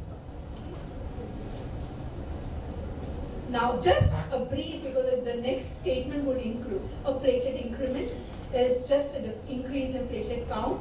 A percentage recovery is what is calculated. These are terms that are used when we define, which platelet is better. I just thought of introducing all the terms. Now my task, why we say ki SDP is different. I just thought of covering 2 studies that were there. This is a study conducted in a tertiary care hospital in Gujarat. If you look at the conclusion, the post-transfusion increments that were seen with SDP is slightly higher compared to RDPs. But if you look at the other parameters, they were comparable in both the groups. So probably increment would be better with SDP, but I'll still tell you why. It is another study with a similar finding, but they still recommend SDP is better, especially in patients who require regular transfusions, because one SDP, you're exposing the patient to just a single donor, whereas in random donor platelets, you're exposing the patient to 6 to 8 RDPs.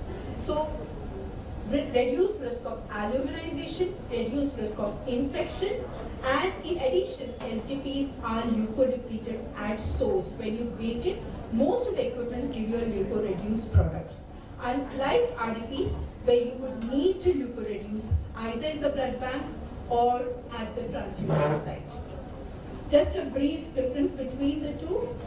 An average platelet in an SDP is around 3 to 10 raised to 11. That's almost 6 to 8 times a random donor platelets. Volume-wise, it's around 200 ml. It's around 50 to 60 ml in a random donor platelet.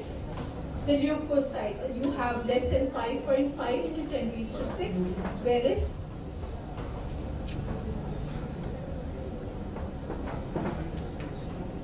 the leukocytes are around 10⁹ in the filtrations. And the advantages is the contamination of red cells is very less in a SGP platelet compared to an RDP platelet. SGP platelet, you expose the patient to only a single donor, compared to RDP platelets were multiple, so the reduced risk of aluminization and infections compared to random donor platelets. So definitely, if a patient is multi-transfused, I would advise going in for single donor platelets, but for an occasional transfusion, a single patient like an SGP or in dengue cases and all, you could use random donor platelets. But definitely in hematology, oncology patients, SGP is advised. Thank you so much.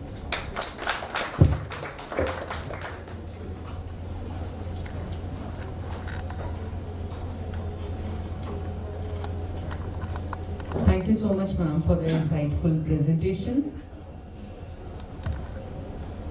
Refreshments यहाँ पे आई हैं, क्यों ना एक बार refreshing claps भी हो जाए for all of you.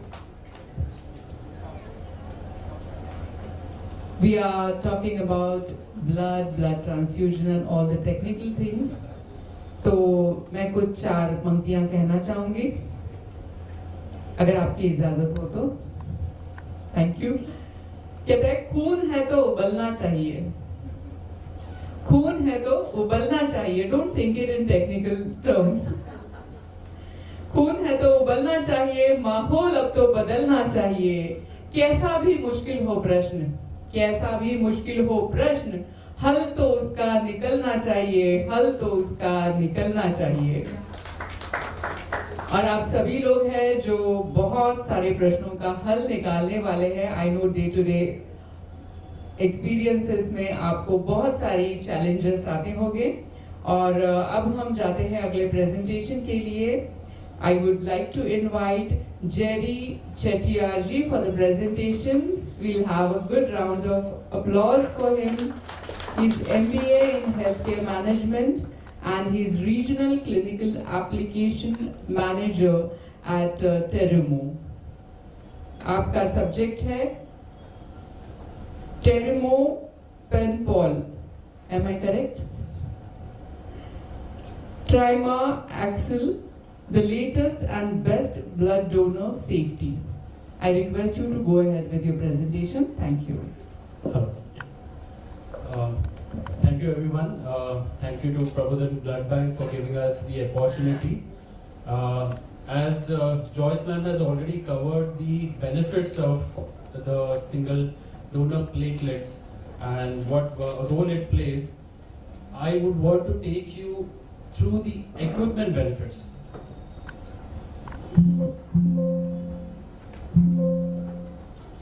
Next. So what you see over here is the donor on one side, the operator and the product. So all of them are related to the equipment.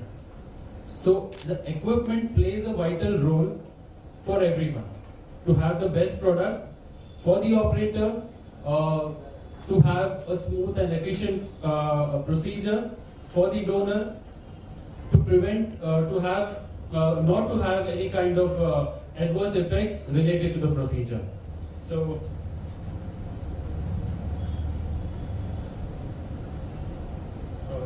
we can go ahead. Yeah. So right from the start, the moment you enter the donor parameters, the machine takes care that you do not do any mistake. So based on the body, based on the height and weight that you enter, you can see if there is any error that happens. The machine always tells you to recheck the parameters that you have entered. So right from the start, in terms of entering the donor parameters, the machine will ensure that you are not going wrong. So that was for the entry of the donor's details.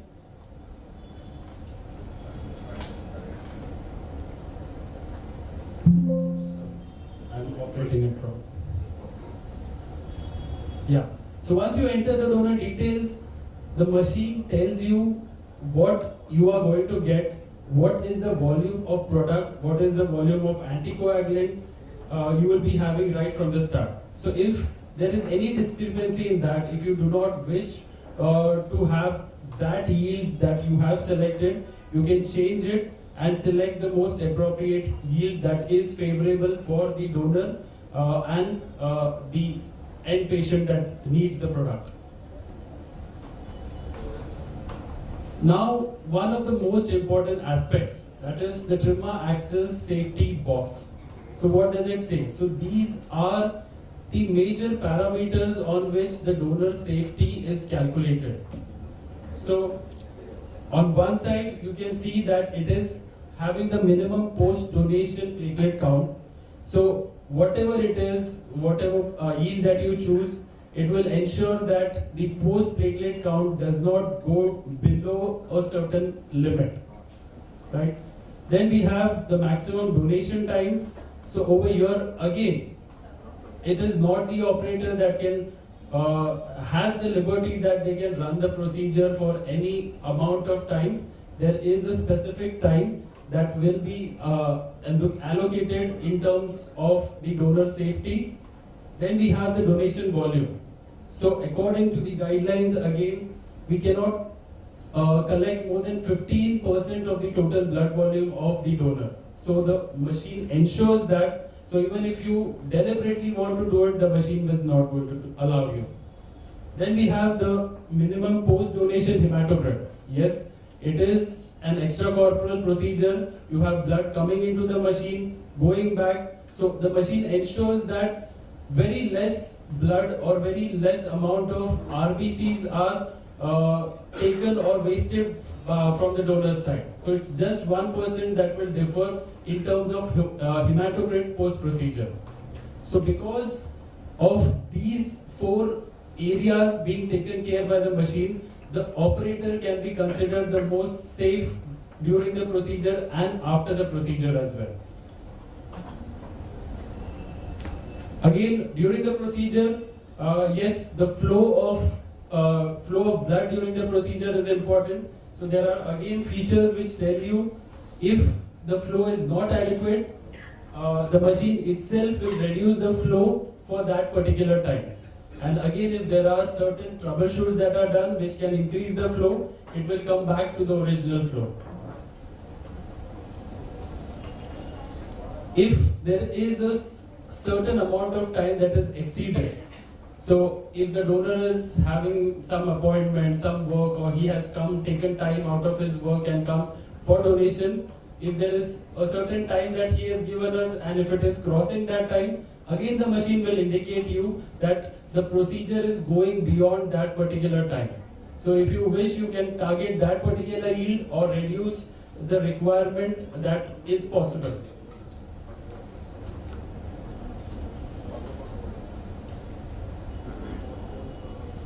Again, one of the major safety aspects that everyone is concerned for is if during the procedure, is there any chance of any air that can go into the donor? So you can be rest assured that the machine will prevent any kind of air going back to the donor. It is because of the blood prime and the reservoir monitoring that happens during the procedure. So you can see over here that small area which is circled is the reservoir. So there, that is the place wherein the blood fills and empties itself. So you can be rest assured that there is no air that will go back to the donor because of the number of sensors that are present in the machine. Again, during the procedure, if the operator wants to reduce or do some changes in the flow, or if there is any reaction, there is a provision given to reduce the numbers for it through this adjustment bar. So the operator can operate it very well and easily. And again, there are various options. If there is any amount of air that is found because of which the product is not entering into the bag, there can be a manual step that can be taken to remove this air. And there is a very good toggle button to monitor the yield and volume that is collected during the procedure, which can be used during the, on the screen itself. And last but not the least is the quality of the product. Yes, so we have seen many aspects for the donor. We have seen aspects for the operator, but the most important aspect is the product again that we are collecting for the patient. So you can be rest assured that you get the highest amount of leukoreduction that is possible for a single donor platelet. So we have been able in the industry to provide through Trimma XL's technique the best possible leukoreduction for a single donor platelet. Right? So that was from my side regarding the most important aspects for the operator, the donor and the product. Thank you.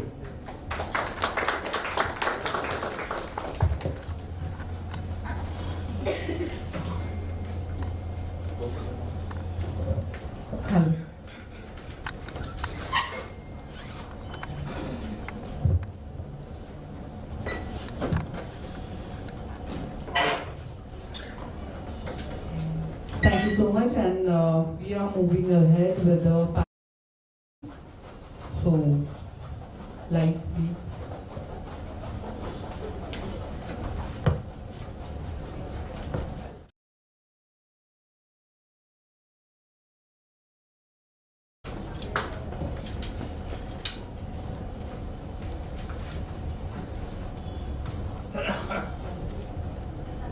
यहाँ पे पूरी lights मिलेगी. Moving ahead with the panel discussion, and would like to invite all the panelists and the moderator on the dais. The moderator is Dr. Nidhi Mehta. हम स्वागत करते हैं doctor निधि मेहता का.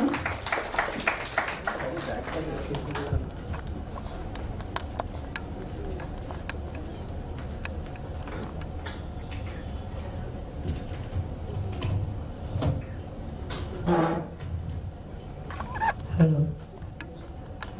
I'll just introduce you in 2 lines.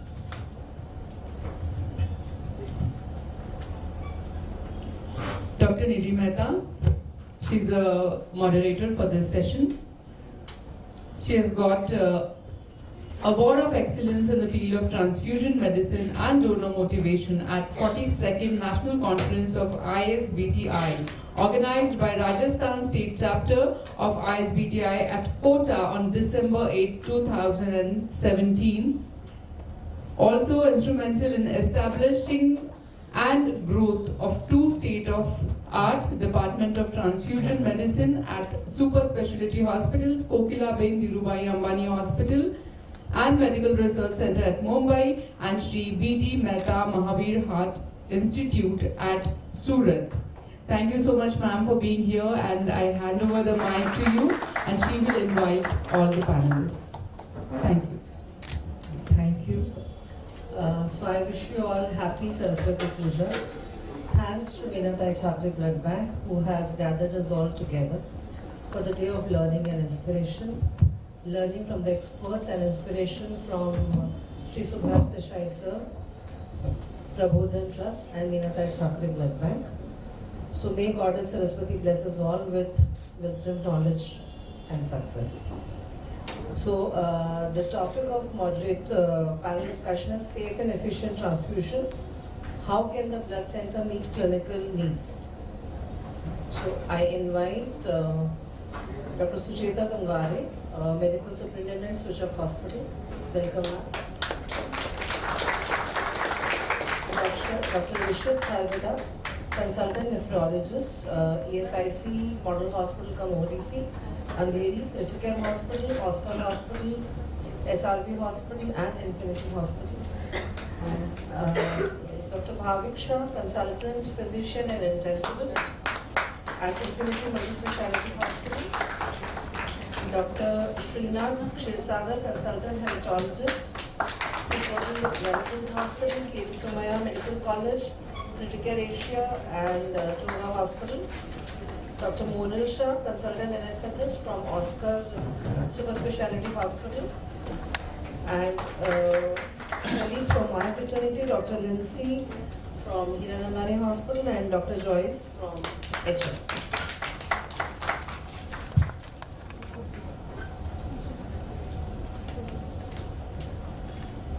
So we have heard the evolution of transfusion medicine.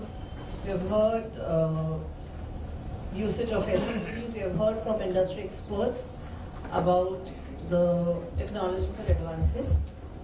So, Dr. Bhavik, my first question is to you. We've heard about safety and effectiveness of blood component usage. So what role can clinicians play in ensuring blood components are used effectively for the patient? And what support do you anticipate from the blood centers in making informed transfusion decisions? Dr. Lindsay already spoke about informed consent, so what is your take on that? So, good evening everyone. Hello. Good evening everyone. So basically, depending upon the safety measures, first, yes, consent is very important in this medical legal era. We have to explain the reactions concerned with the blood transfusion. We need to have a proper consent, written and informed consent by the relative. First, by the patient, if any unconscious patient, we can take it from the relative. Second, regarding the safety measures, right? So regarding the safety measures, the communication with the blood bank is very important. The transportation of the blood products, the transfusion, the timings, the duration of the blood products transfusion is also very important. So I'd quickly like to highlight the 4 critical points of informed consent for transfusion. It was already mentioned that consent for surgery is not consent for transfusion. Patient coming in for surgery is not coming for blood transfusion, which already has its side effects. So informed consent has 4 important aspects. One is to explain the benefits and the need for transfusion, the risk and adverse effects, second point. Third is give them an opportunity to refuse. And fourth is alternatives to transfusion. So until and unless these 4 components are explained to the patient, informed consent is not completed. So one more question which I want to ask you is, when do you consider using RDP versus SDP? And what factors influence your decision? So firstly, I have already been mentioned in the slides that SDP is much better than RDP. So in the cases of, first we always try for STP. That is the best source because the number of the platelets is increased by after post-transfusion. It's a good number as compared to random donor. Second thing is the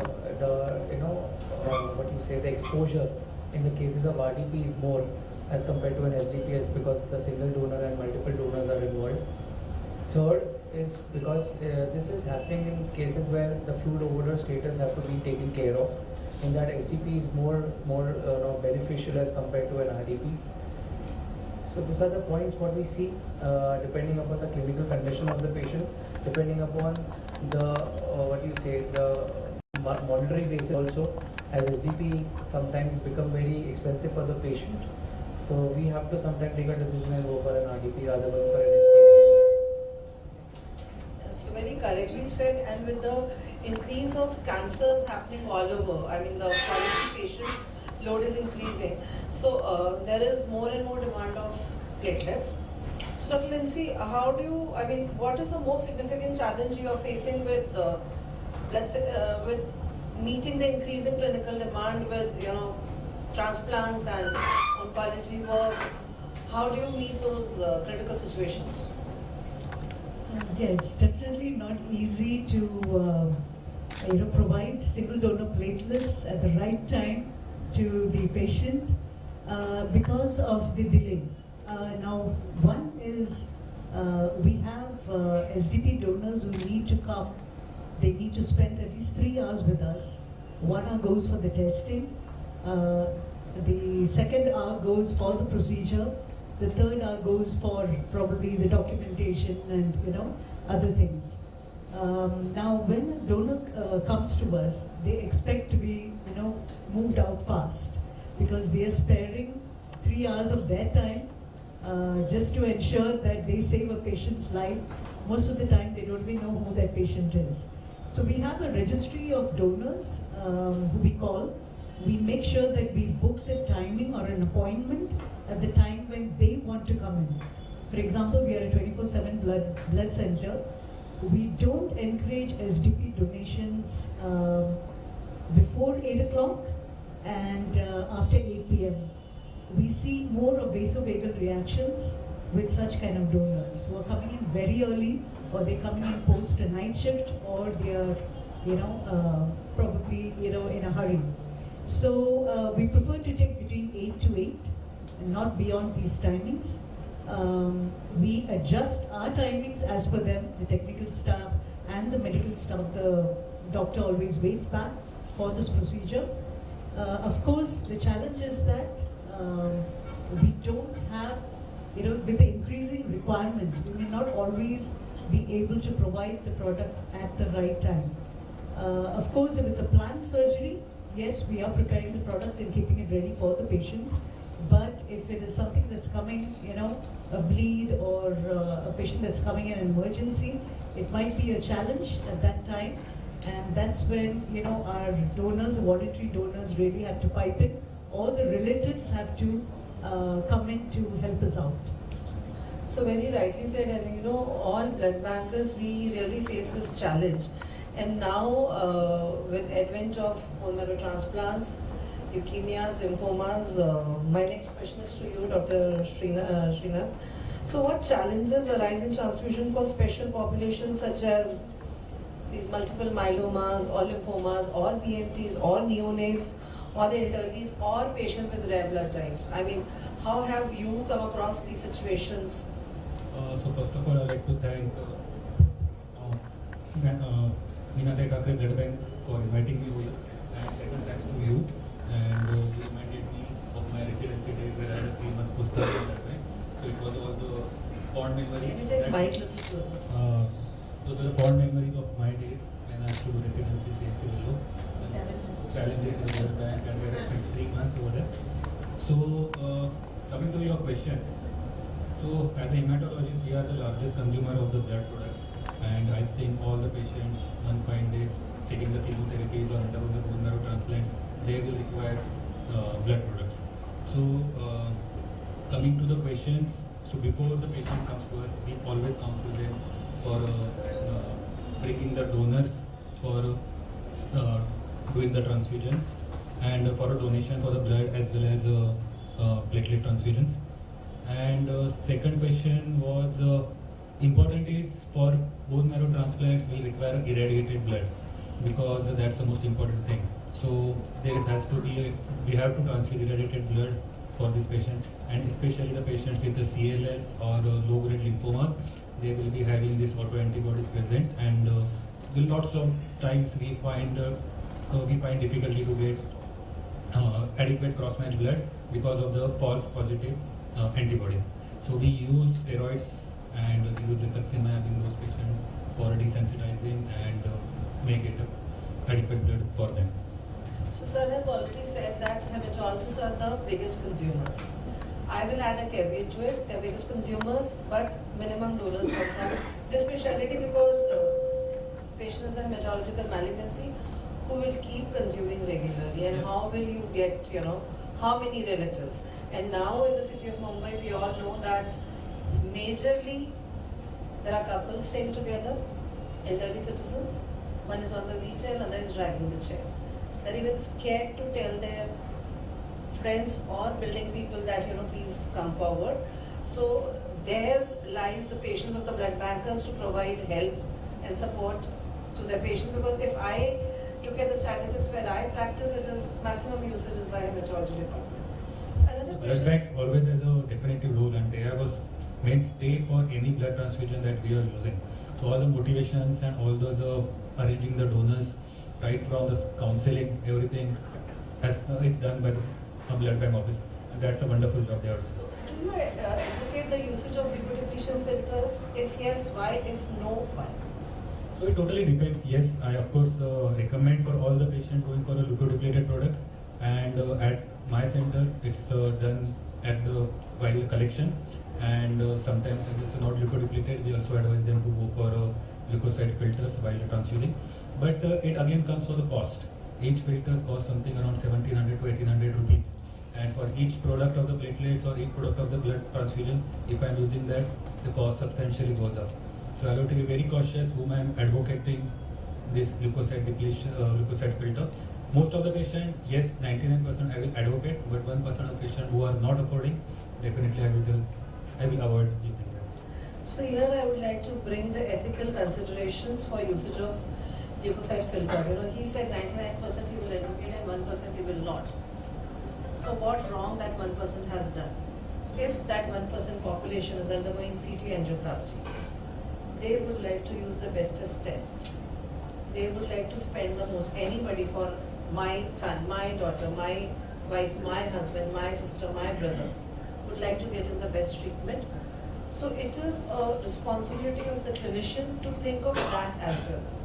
The cost of 1700 versus the cost and management of the transfusion reaction. So I would say that if it comes from the clinical side, the usage of leukofilters, which in turn will decrease the reactions, which could be multiple, it will be really helpful. My next question is to Dr. Joyce, to you. How can blood centers cater the special needs? Like, he said there are antibodies, compatible blood may not be available, or irradiated blood and you don't have an irradiator. I mean, it's not for you, but maybe the other center. How do you manage that? Yes, irradiation, I agree with Doctor that if you don't have an irradiator, it is a challenge. And across Mumbai, I think most centers who have irradiators do it only 9 to 5, and weekends you won't have a facility for irradiation. That's the biggest challenge that do face. So the only thing I think hematologists bear that to hospital without an irradiator, you need to plan yourself. Otherwise, it's impossible to get an irradiated product. Yes, centers who have irradiator, it becomes easy for them because they plan their day and keep irradiated products on shelf. And the big challenge is, as you found, allo antibodies. Earlier we used to give, we used to put up 100 units, found the best match, but nowadays we do use phenotype negative blood. Yes, and that is a time-consuming job, getting antigen negative blood. So in those cases also, and as Dr. Lindsay pointed earlier, an adsorption elution procedure. These are time-consuming, but centers which have facilities do give you, and it would definitely enhance the safety. The next big challenge is rare blood groups. Yes, when now every blood bank, I think, has a policy of stocking their, they know with their consumption over the past weekend, so you know your minimal requirements, your minimal stock that needs to be kept on shelf. So you plan your day, keep at least O negatives ready if it is negative. Or, in fact, I think in the city of Mumbai, we are blessed to have a federation. 40, we put in a word and we all up, okay, we can help you out. And that is Mumbai city. So at least in Mumbai city, we all, that's what exactly Nidhi started off saying. Thank you for helping out this way. Mumbai city. We all 40, 45 of us, we don't let our blood out. So expire, neither we are in short. Because in case we land in crisis, the others stand up for us. So that's the way probably we could help the clinicians out also. So that's exactly, and the other thing what we need help from clinicians is the best compatible units. Earlier we used to talk about least incompatible, but instead now the concept is best compatible. So even if we don't have the facilities, when Dr. Lindsay would not help us on a Saturday, she will not test, or maybe she is hard pressed with other things.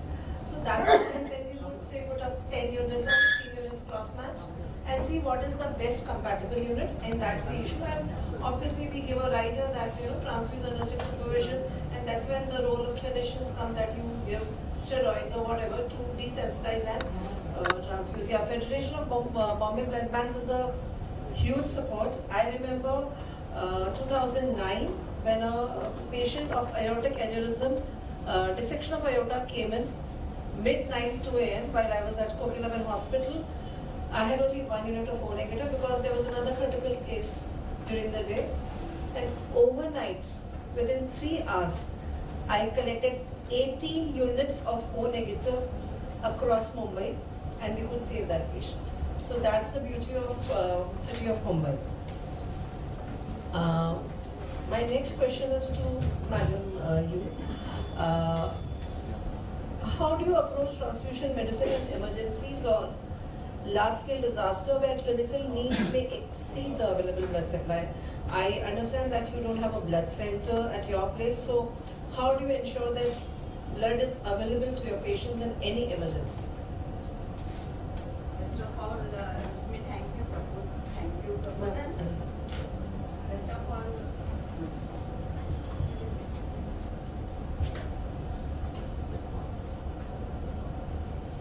hello, good evening everybody.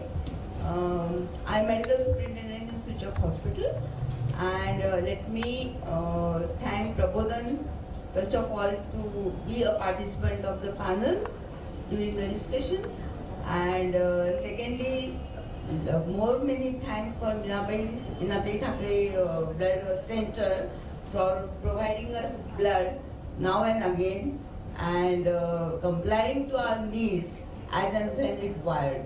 I don't remember any situation, ma'am, where it was required and we had to wait for a long time or we had to rush from pillar to post for the availability of the blood.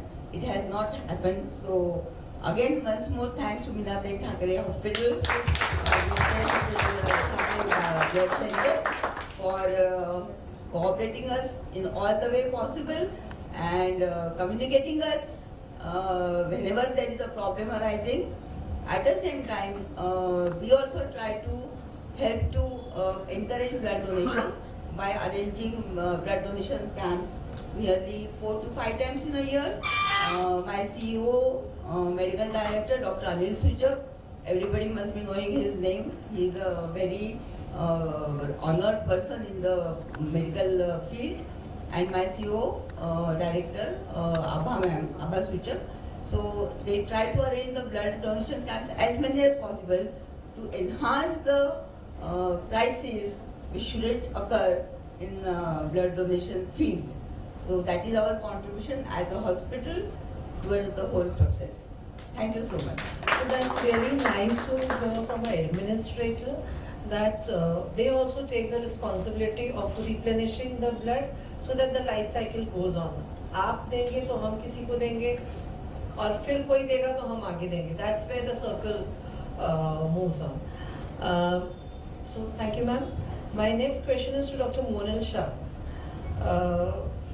Dr. Monal, I'm sure you must have faced multiple surgical emergencies where blood is pouring and you are going here and there, how to manage. So, in your surgical emergency settings where blood transfusion is very urgent, how do you ensure that safety standards are there which may impact patient care? Good evening everyone. Thank you for this opportunity. Answering your question, ma'am. So there's always a panicky situation. The scenario what you said, like the surgeon is busy with his surgical thing. The only person who needs to be kept calm is the anesthetist at that point. Like you need to thorough checking of the blood, what blood comes in. You prevent the triad what sets in. Like at that point when the patient is actively bleeding, you always say there's a deadly triad which goes in, like coagulopathy, acidosis. So you take care of rest of those things also simultaneously. Blood is mostly, I have never faced a challenge that blood is not available. We try to maintain on at that point with the crystalloids by the time, maximum time of 30 minutes at least blood is available. At that point, once the blood is available, you go through the thorough checking and everything, and then the transfusion is taken care of. So mostly it is manageable. By God's grace, it's always been manageable till now, and hopefully it is. So what Dr. Monal tells us is the calmness at the bedside, which is very important in managing that near-miss event. Bedside is the last point where any transfusion reaction is avoided. So one must be calm while handling these panicky situations, and the last minute blood checking, matching with the patient. It may so not happen that, you know, anesthetist is managing 2 OTs, there's a crisis here, blood is required for both, and since this is a panic situation, you infuse here, where you have to be very cautious, check the bag, match with the patient, and then you transfuse. Mostly majorly a teamwork. The staff also has to be aware. Nobody can be panicky at that point, like okay, patient is bleeding, you just start the blood. that doesn't work. Thank you. Dr. Rishabh, a very technical question to you is, there's extensive role of plasma exchange in managing the nephrology situations, multiple diagnoses, maybe autoimmune or a nephrotic syndrome or any other case. So I'm sure you're doing the plasma exchange on the dialysis machine. So what challenges or benefits have you observed in the clinical application if you're using a cell separator, that is the blood bank apheresis machine for plasma exchange? Right, so good evening, thank you for the opportunity. So we are doing plasmapheresis quite regularly, and depending upon the clinical scenario, like if we feel that our patient is a kidney patient who will need a transplant in the future, etc. In that situation, we would not always use the fresh frozen plasma for replacement. In that situation, we would use more of albumin, colloids, etc. in that situation. But in a lot of situations where there are non-nephrological indications, in that situation, we use the FFPs mainly as a replacement. We are not using the cell separator at our center, but we usually order it from the blood bank. And we ask them to provide us with FFPs, usually 4 or 6 as a replacement. So how much ever of volume we are removing, we are replacing it with 4 or 6 of the FFPs during each cycle, so that the coagulopathy is not there.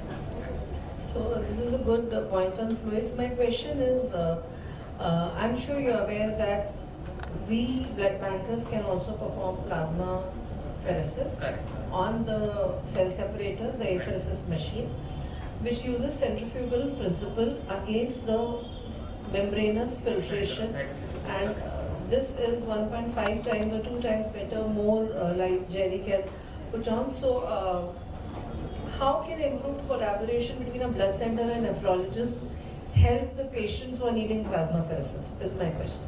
So we have not much experience in using the cell separator till now, very frankly.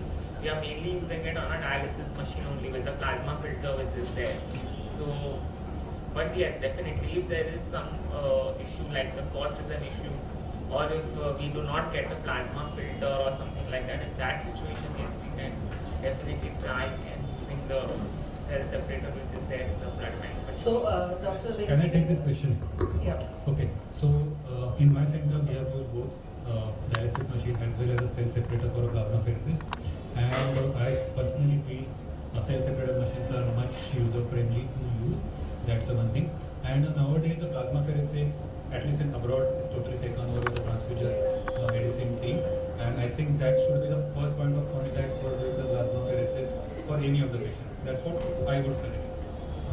So I totally agree with sir. All the therapeutic procedures are all Indian and abroad at least. You're also in Dubai. Some of the centers, yes. We are doing it on transfusion medicine and the blood bank.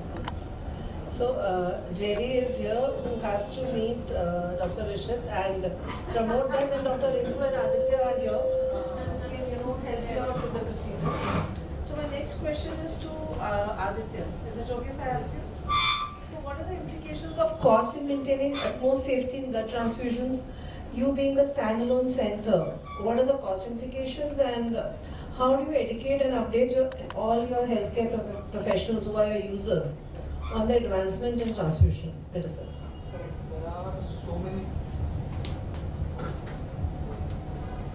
There are so many things that we want to implement, but being a standalone center, the cost angle, as Dr. Bhavisha sir had also mentioned about the monetary aspect, so that definitely comes into part. Like say for example, the implementation of NAT, even if you want to do that, you want to reduce the window period further, but the added cost is a challenge in the setting in which we are functioning. That is one thing. Another thing is the use of leukodepleted bags, which Dr. Rishabh was also mentioning to me. They require that. So usage of that bags can also be a better thing, so that it reduces the risk of transmission of viral infections like CMV and all. So that also. So I would like to take this opportunity to ask the clinicians who have assembled here that in case if you want to go for upgradation, like use of better bags like inline filter bags, the liquid included bags, or NAT, then we definitely need a number, sizable number. Until then, implementation of that is not going to be possible, because just like 5 or 10 bags, it is not possible. But if we get a sizable number, maybe 50, 100, some number which we work upon, then we would like to implement this. This is the point of view that I would like to put across from Meenatai Thackeray Blood Center. So I agree with Dr. Aditya. Inventory management becomes difficult if we keep multiple type of bags. And again, coming to the ethical considerations, if there is a legal suit, the patient will question, did I say no? Why did you think of cost? Everybody wants the best treatment, so it's really high time that clinicians think and they come forward and they ask the best from blood bank. You know, as I already mentioned, the stent would be the best, the medicine releasing stent they would want, so why not blood? My next question is to you, Dr. Ringu. Is it okay if I ask you? So you had a great journey of working in a corporate hospital, standalone, again corporate, a super specialty hospital, and now you are in the standalone center. So what unique challenges do you face compared to the hospital-based centers in terms of meeting clinical needs and safety standards? Yeah, so my thing is the safety right starts not from the blood bank but from getting the right request. The request and the sample has to match. We do get sometimes where the request is of someone A patient and the sample is labeled as a B patient. So where the safety actually starts. So if we get the correct request with the correct sample label and with the correct amount of units of blood or components required. Sometimes doctors do ask, as Dr. Joyce also mentioned in a presentation, that inadequate RDPs are asked for an adult patient. So these are the challenges, because we as a standalone blood center, we are catering to a huge number of nursing homes and hospitals, and it becomes very difficult to probably kind of connect with the clinician or with the treating doctor always, and trying to pass on the message that no, this would be better for this patient rather than this.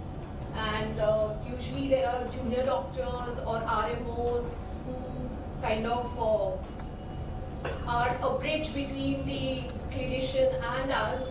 So communication and connecting with the clinicians do become a challenge in a standalone blood center.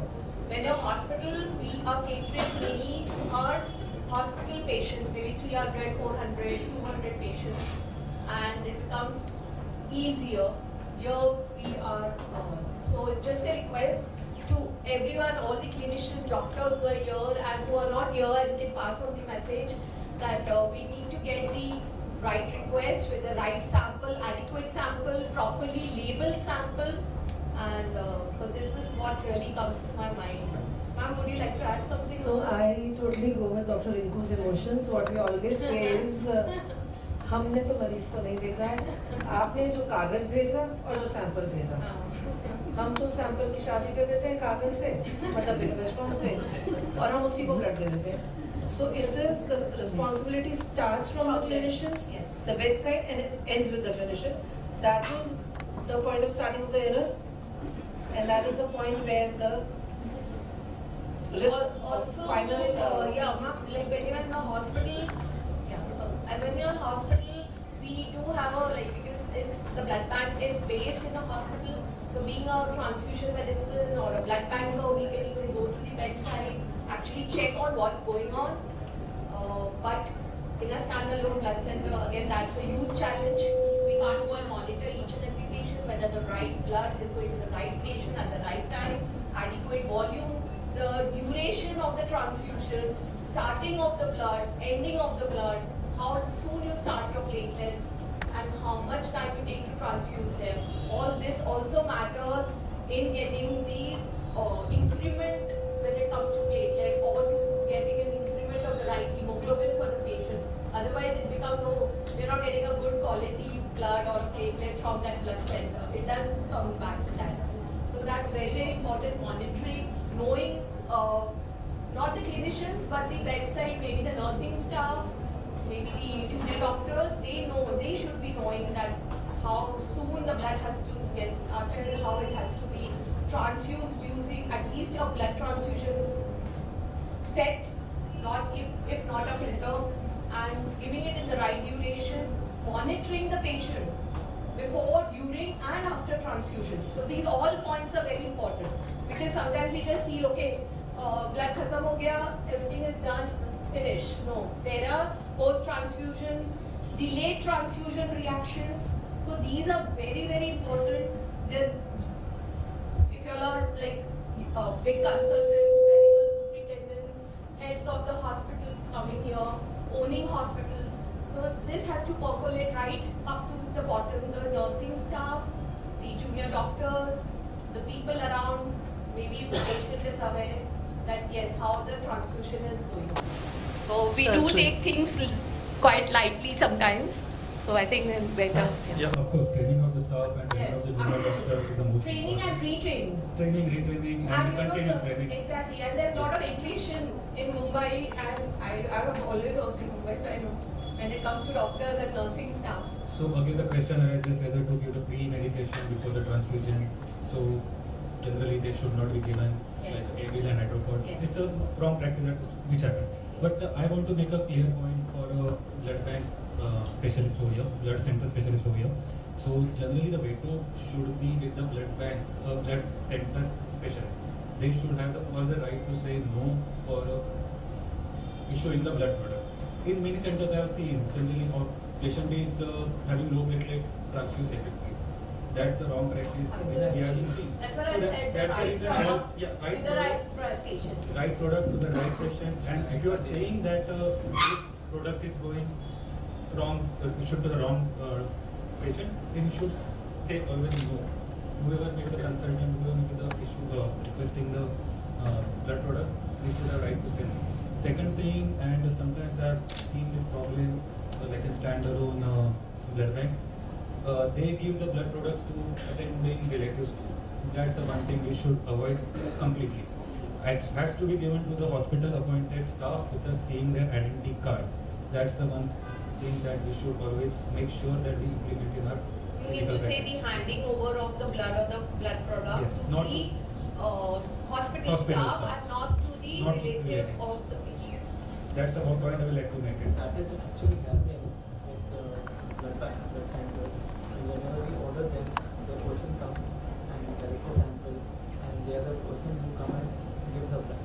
So here the handling of the blood and blood products to the relatives, we minimize it because of the duration. Sometimes we have seen patient relatives taking the blood and blood products, and they're doing the different activities and then coming to the hospital rather than teaching, coming straight away to the hospital. They have some here and there work and then they come. So now I think we do like that only being we have people to come and give. Yes, so we don't hand over, at least not in Meenatai Thackeray. So what sir said, a message to Meenatai Thackeray Blood Bank is, whatever request comes should be carefully evaluated. If there's a requirement of platelet, look for the platelet count. If it is not there, make that additional effort to talk to your consultant. Talk to the bedside doctor. I'm sure you have all the phone numbers. Check the actual requirement and then issue. It is not that कि मेरे पास आज 6 RDP है, रात को 12 बजे expire होने वाला है, 10 बज गए, मैं देके मेरा काम खत्म कर दूँ. No, you have to evaluate the request, discuss, talk, and then issue, so that what Dr. Rinku is saying, the right product to the right patient, in the right dosage at the right time should happen. As far as training is concerned, I understand it's very difficult for the standalone blood centers to go at the bedside at every hospital and teach or monitor, but you have to develop your own ways by such kind of CMEs. which cannot be a regular exercise. You can develop small mailers. The video which was made was really great. So you can make a video on safe transfusion practices as well. Share it with your hospitals, their users, your consultants, so that that can be helpful to them for training their staff. Ma'am, can we have a last word from you? I should say it was a very fantastic discussion all throughout and a very huge insight in the blood centers and the collections and every details of blood transfusion from donor to taker point of view. I agree to all the points which have been discussed over here, and when it comes to actually execution of the blood transfusion, really my role comes into that, where I need to supervise my staff, whether it is done in the proper way, whether it is done in the proper way, and they are being trained for that or not, whether the senior sisters are doing their job or not. But again, my once more thanks to Meenatai Thackeray Blood Center that we have not faced any problem any time at all in any of the situations, and there never had been any crises or any confusion over anything, and everything falls in place right in time. The taking of the blood sample, getting the blood sample, getting the blood, the correct blood, and even our consultants are taking personal interest in every single thing, whether platelets are wanted, whether the whole blood is wanted, whatsoever is wanted. And I can see the results of the good transfusion when I see the CBC report next day. So thanks again to Dr. Aditya, for taking so many efforts, and the whole team of Meenatai Thackeray Blood Center. Thank you everybody. Thank you, ma'am. So, Dr. Rishit, would you like to say something? Any message or comment on the discussion, and what is your expectation from the blood center? Yeah, so as ma'am rightly said that we are working in suburbs, and Meenatai Thackeray Blood Bank, Dr. Aditya, they are our main point of contact. So whenever we are having difficulties in giving blood, because we have a lot of critical patients who are on dialysis, and in them the hemoglobin suddenly from 10 will become 6, so we have to transfuse them blood. And we have that period of only 3 hours where we have to order the blood, give the blood, even dialysis to the time the patient goes home. So we have that advantage. The only thing is that we don't have the facility for leuko-depleted irrigation, which we would prefer because our patients may go for transplant later. So in that situation, because there is always a risk of allogenization, we would always prefer that if we can get that, that will always help to reduce the risk of allogenization in our patients. So that is the main thing which we always do. So this actually stands true with Dr. Bhavik, Dr. Shivsagar, that you put up the request for 100% leukodepletion blood, so that ethically you are correct towards the patient and they have the ease of providing the units. To Rishit's point, I would like to reply one thing. The use of leukodepleted bags is the best thing. But till the time things get worked up, the use of bedside filters is one effective way. That can be a log core reduction which will be useful. I agree that it is not as good as leukodepleted, but still it will work till the time used, especially for repeat transfusion patients. And we do have leuko-reduced No, but better than the coffee coat, I think the reduction will be better for Inline bedside. filters are always the best, and add source reduction will be the best than using bedside filters, because bedside filters being used by different nurses, you have to train all the nurses. The filter gets clogged and there's the issue. So it's always better to have inline leuko filter bags. So coming from Dr. Bhavik, any special request you have to the blood bank? They are doing their best. But everybody is saying Meenatai Thackeray is the best. So nice. No, actually they are even back the communication, there is no communication gap till now. I used to receive many, being an owner as well as a physician of the hospital. So I used to receive calls from them, what is the condition, if they have some query, they used to clarify with us. Okay, regarding the staff also, we are training them, we are making updates. to avoid the blood transfusion reactions, and hats off. Congratulations, Meenatai.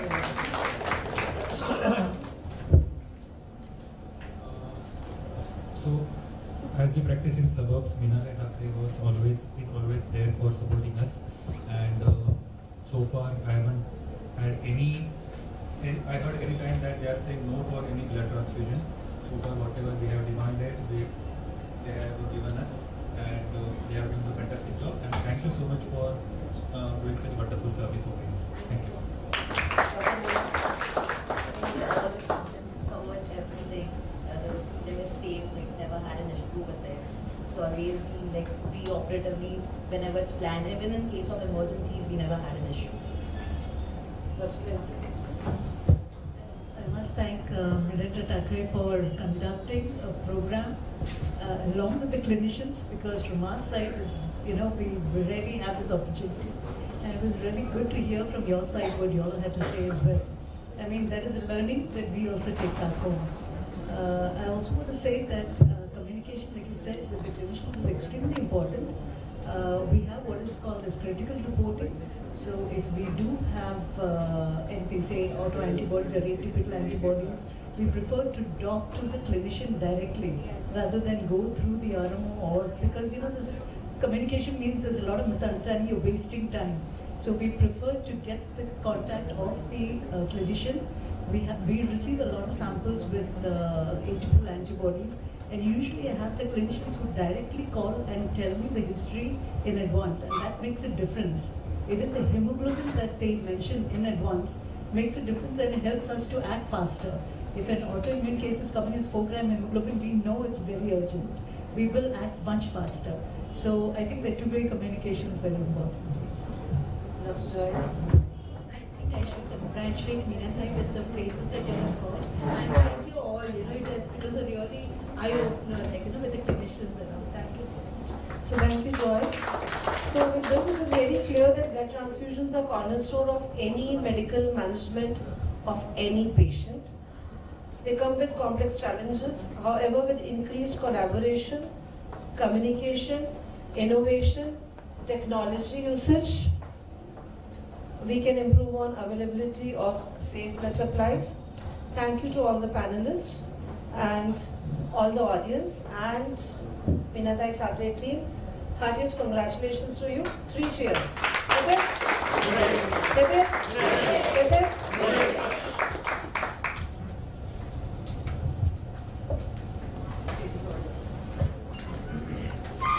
Thank you so much, ma'am, and thank you so much all the panelists. Indeed, it was an insightful panel discussions. Can we have a group picture with the panelists, please? Yes. Yes, a group picture.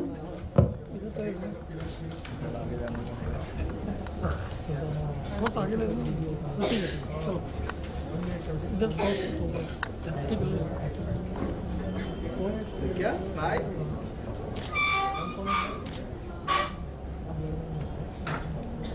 Thank you.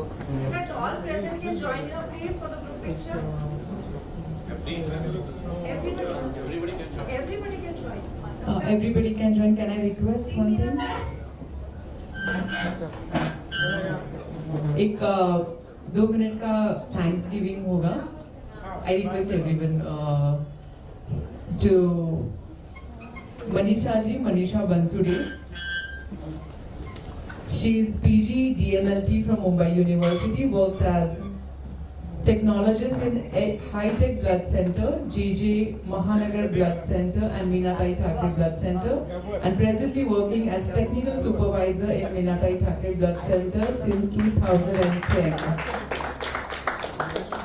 I request her to propose a vote of thanks, and मुझे पता है कि आप everybody is waiting for something else. I am asking only 3 minutes from you, 2 minutes for her and 1 for me. Over to Manisha ji.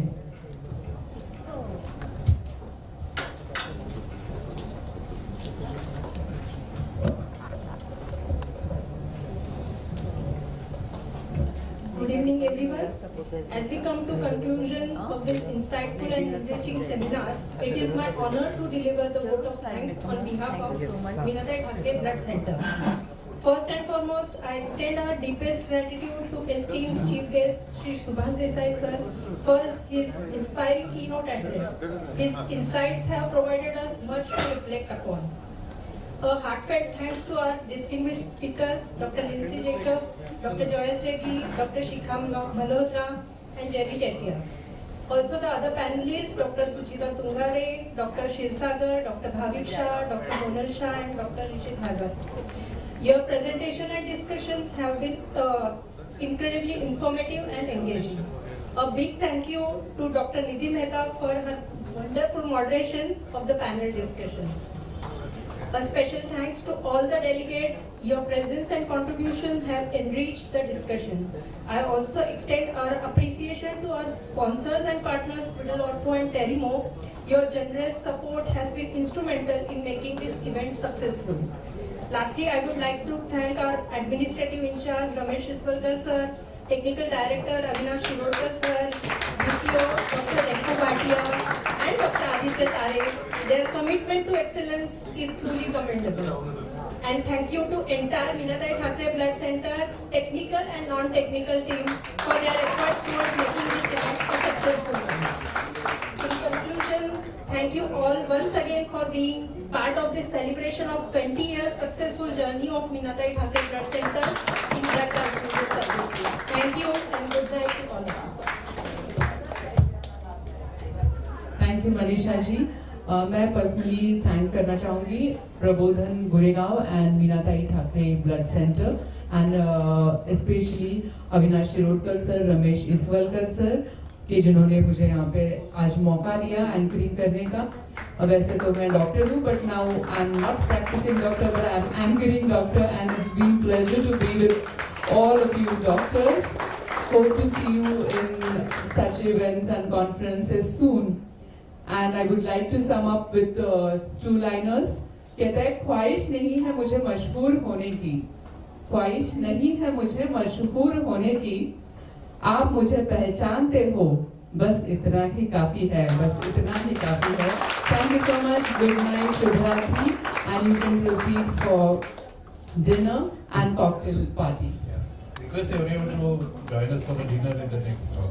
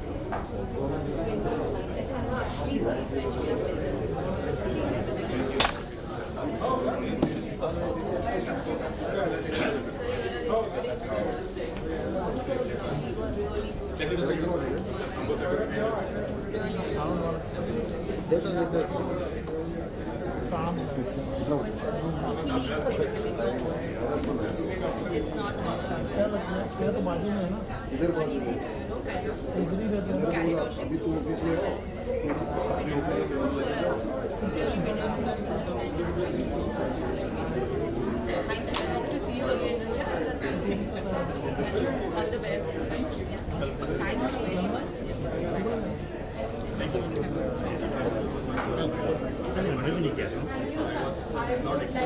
I would like to thank you.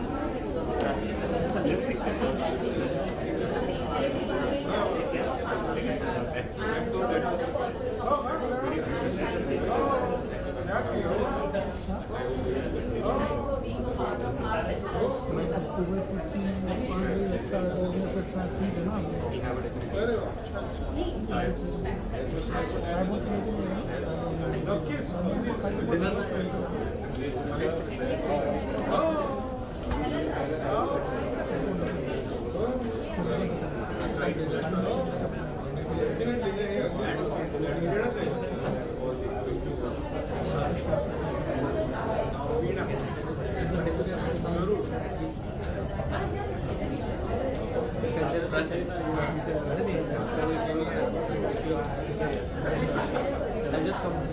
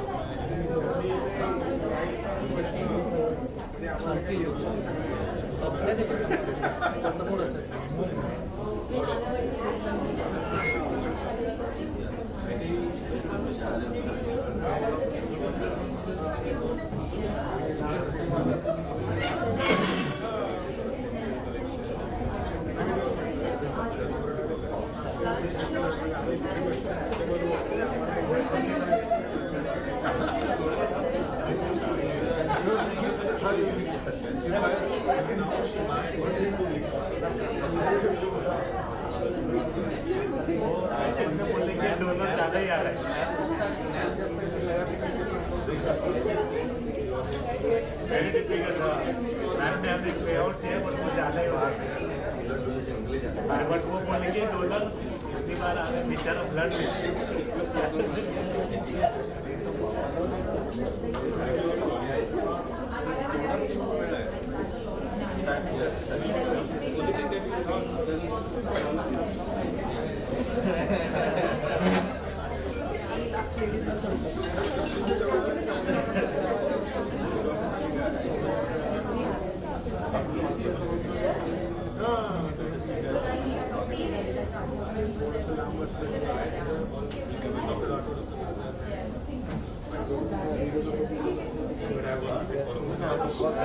सबको emergency में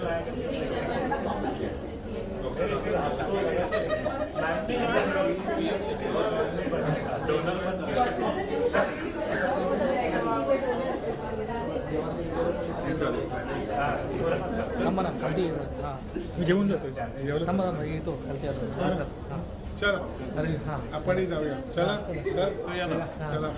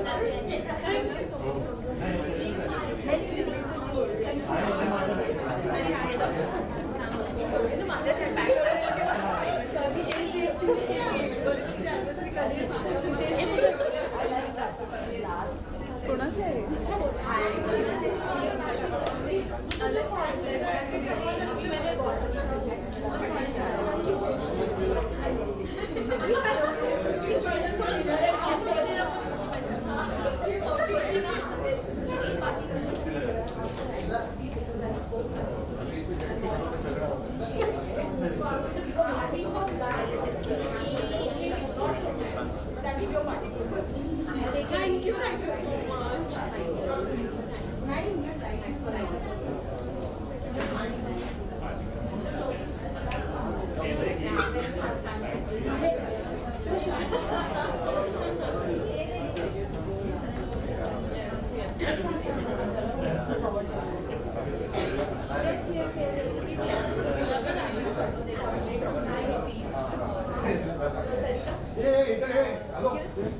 Did you meet? No. She's a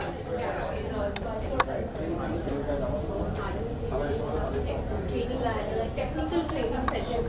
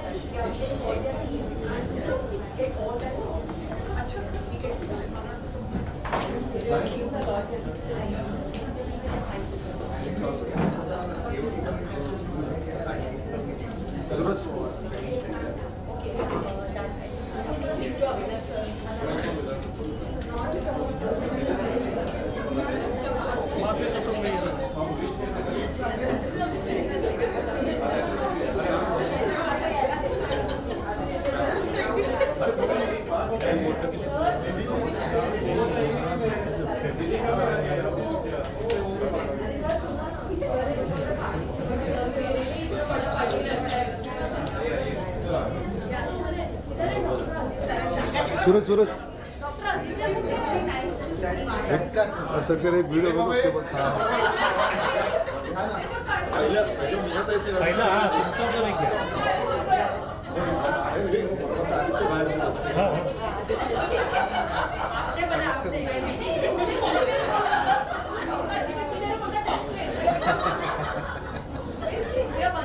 अरे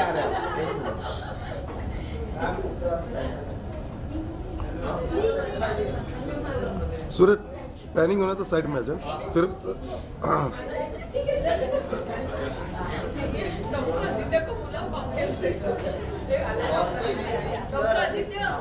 दो minute cocktail के पहले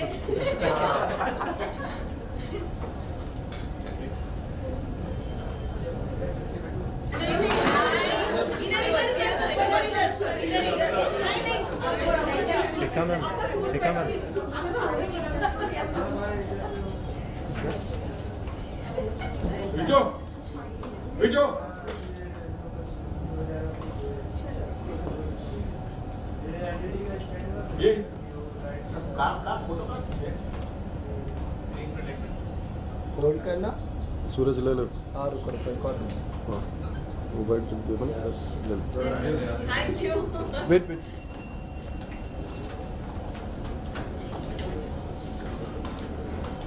Yes, fine.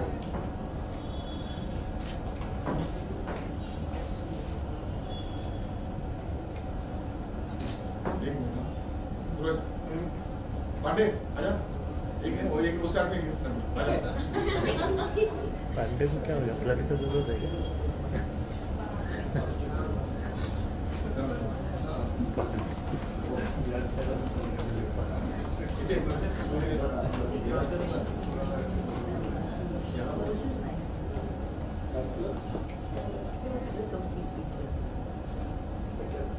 Excuse me, sir, mobile.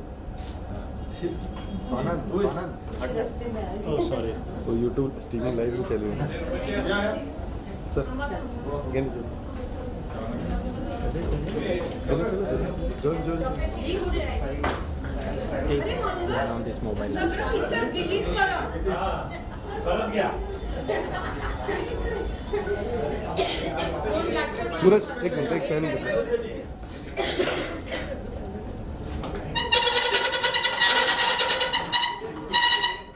रुको रुको एक pen करना तुम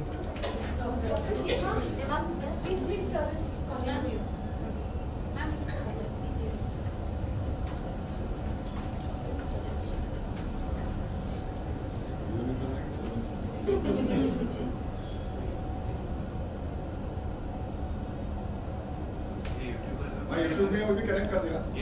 लाइव चालू है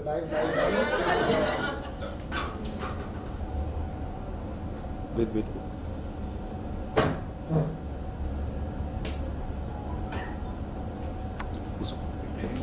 Wait. Okay. Lucas, fine.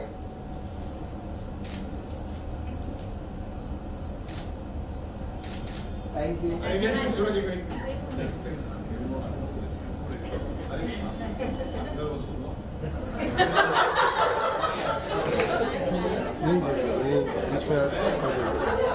Sir आपको फोटो मिल जाएगा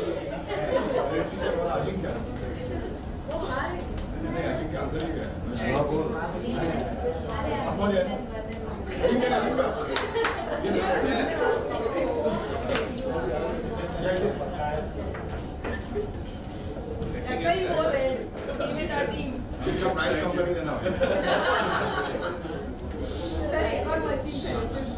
Lucas, fine.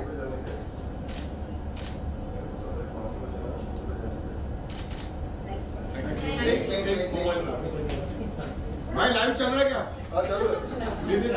क्या? मैम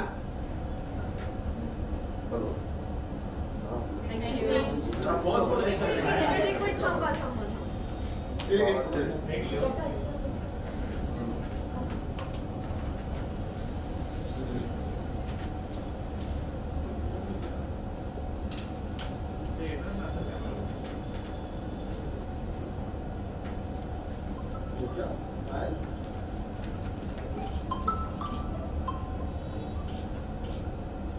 रील करता है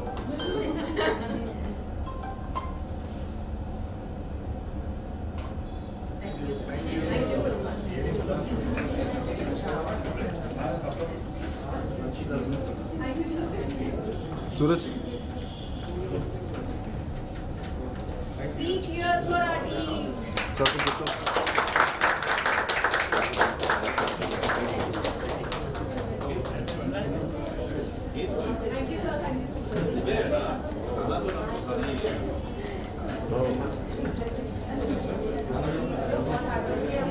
अबे नहीं चेक जवाब जवाब सारी भीड़